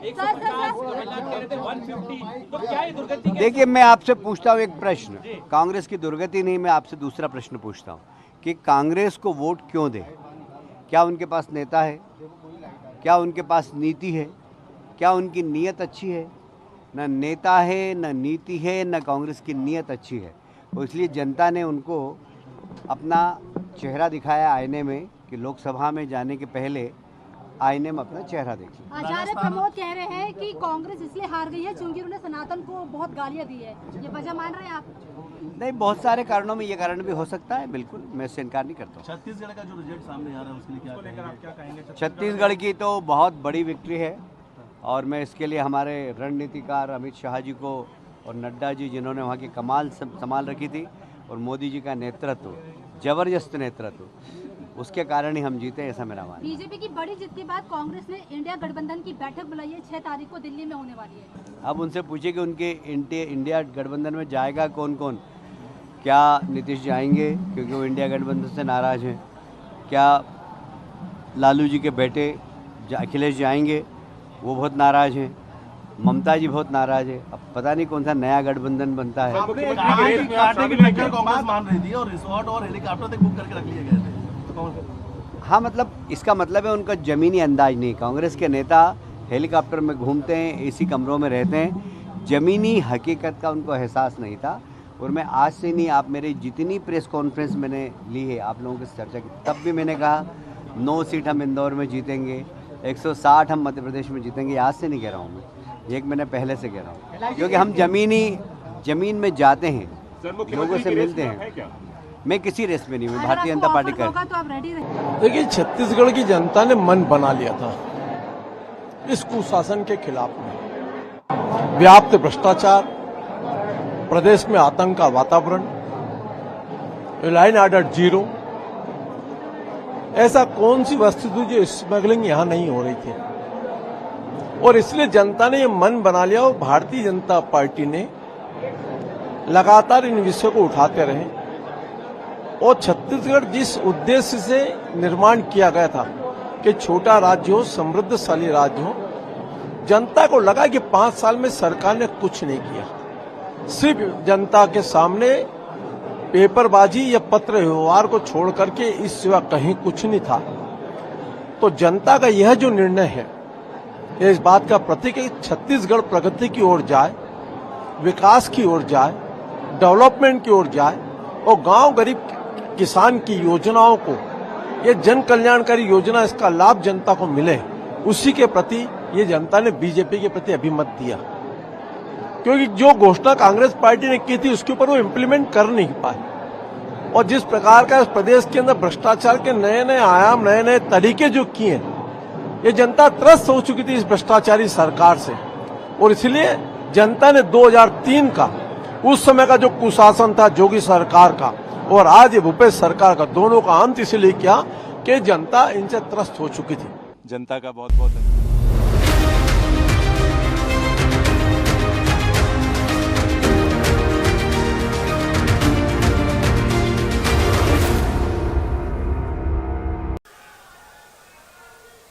भारत माता की आवाज तेलंगाना तक पहुंचनी चाहिए। भारत माता की, भारत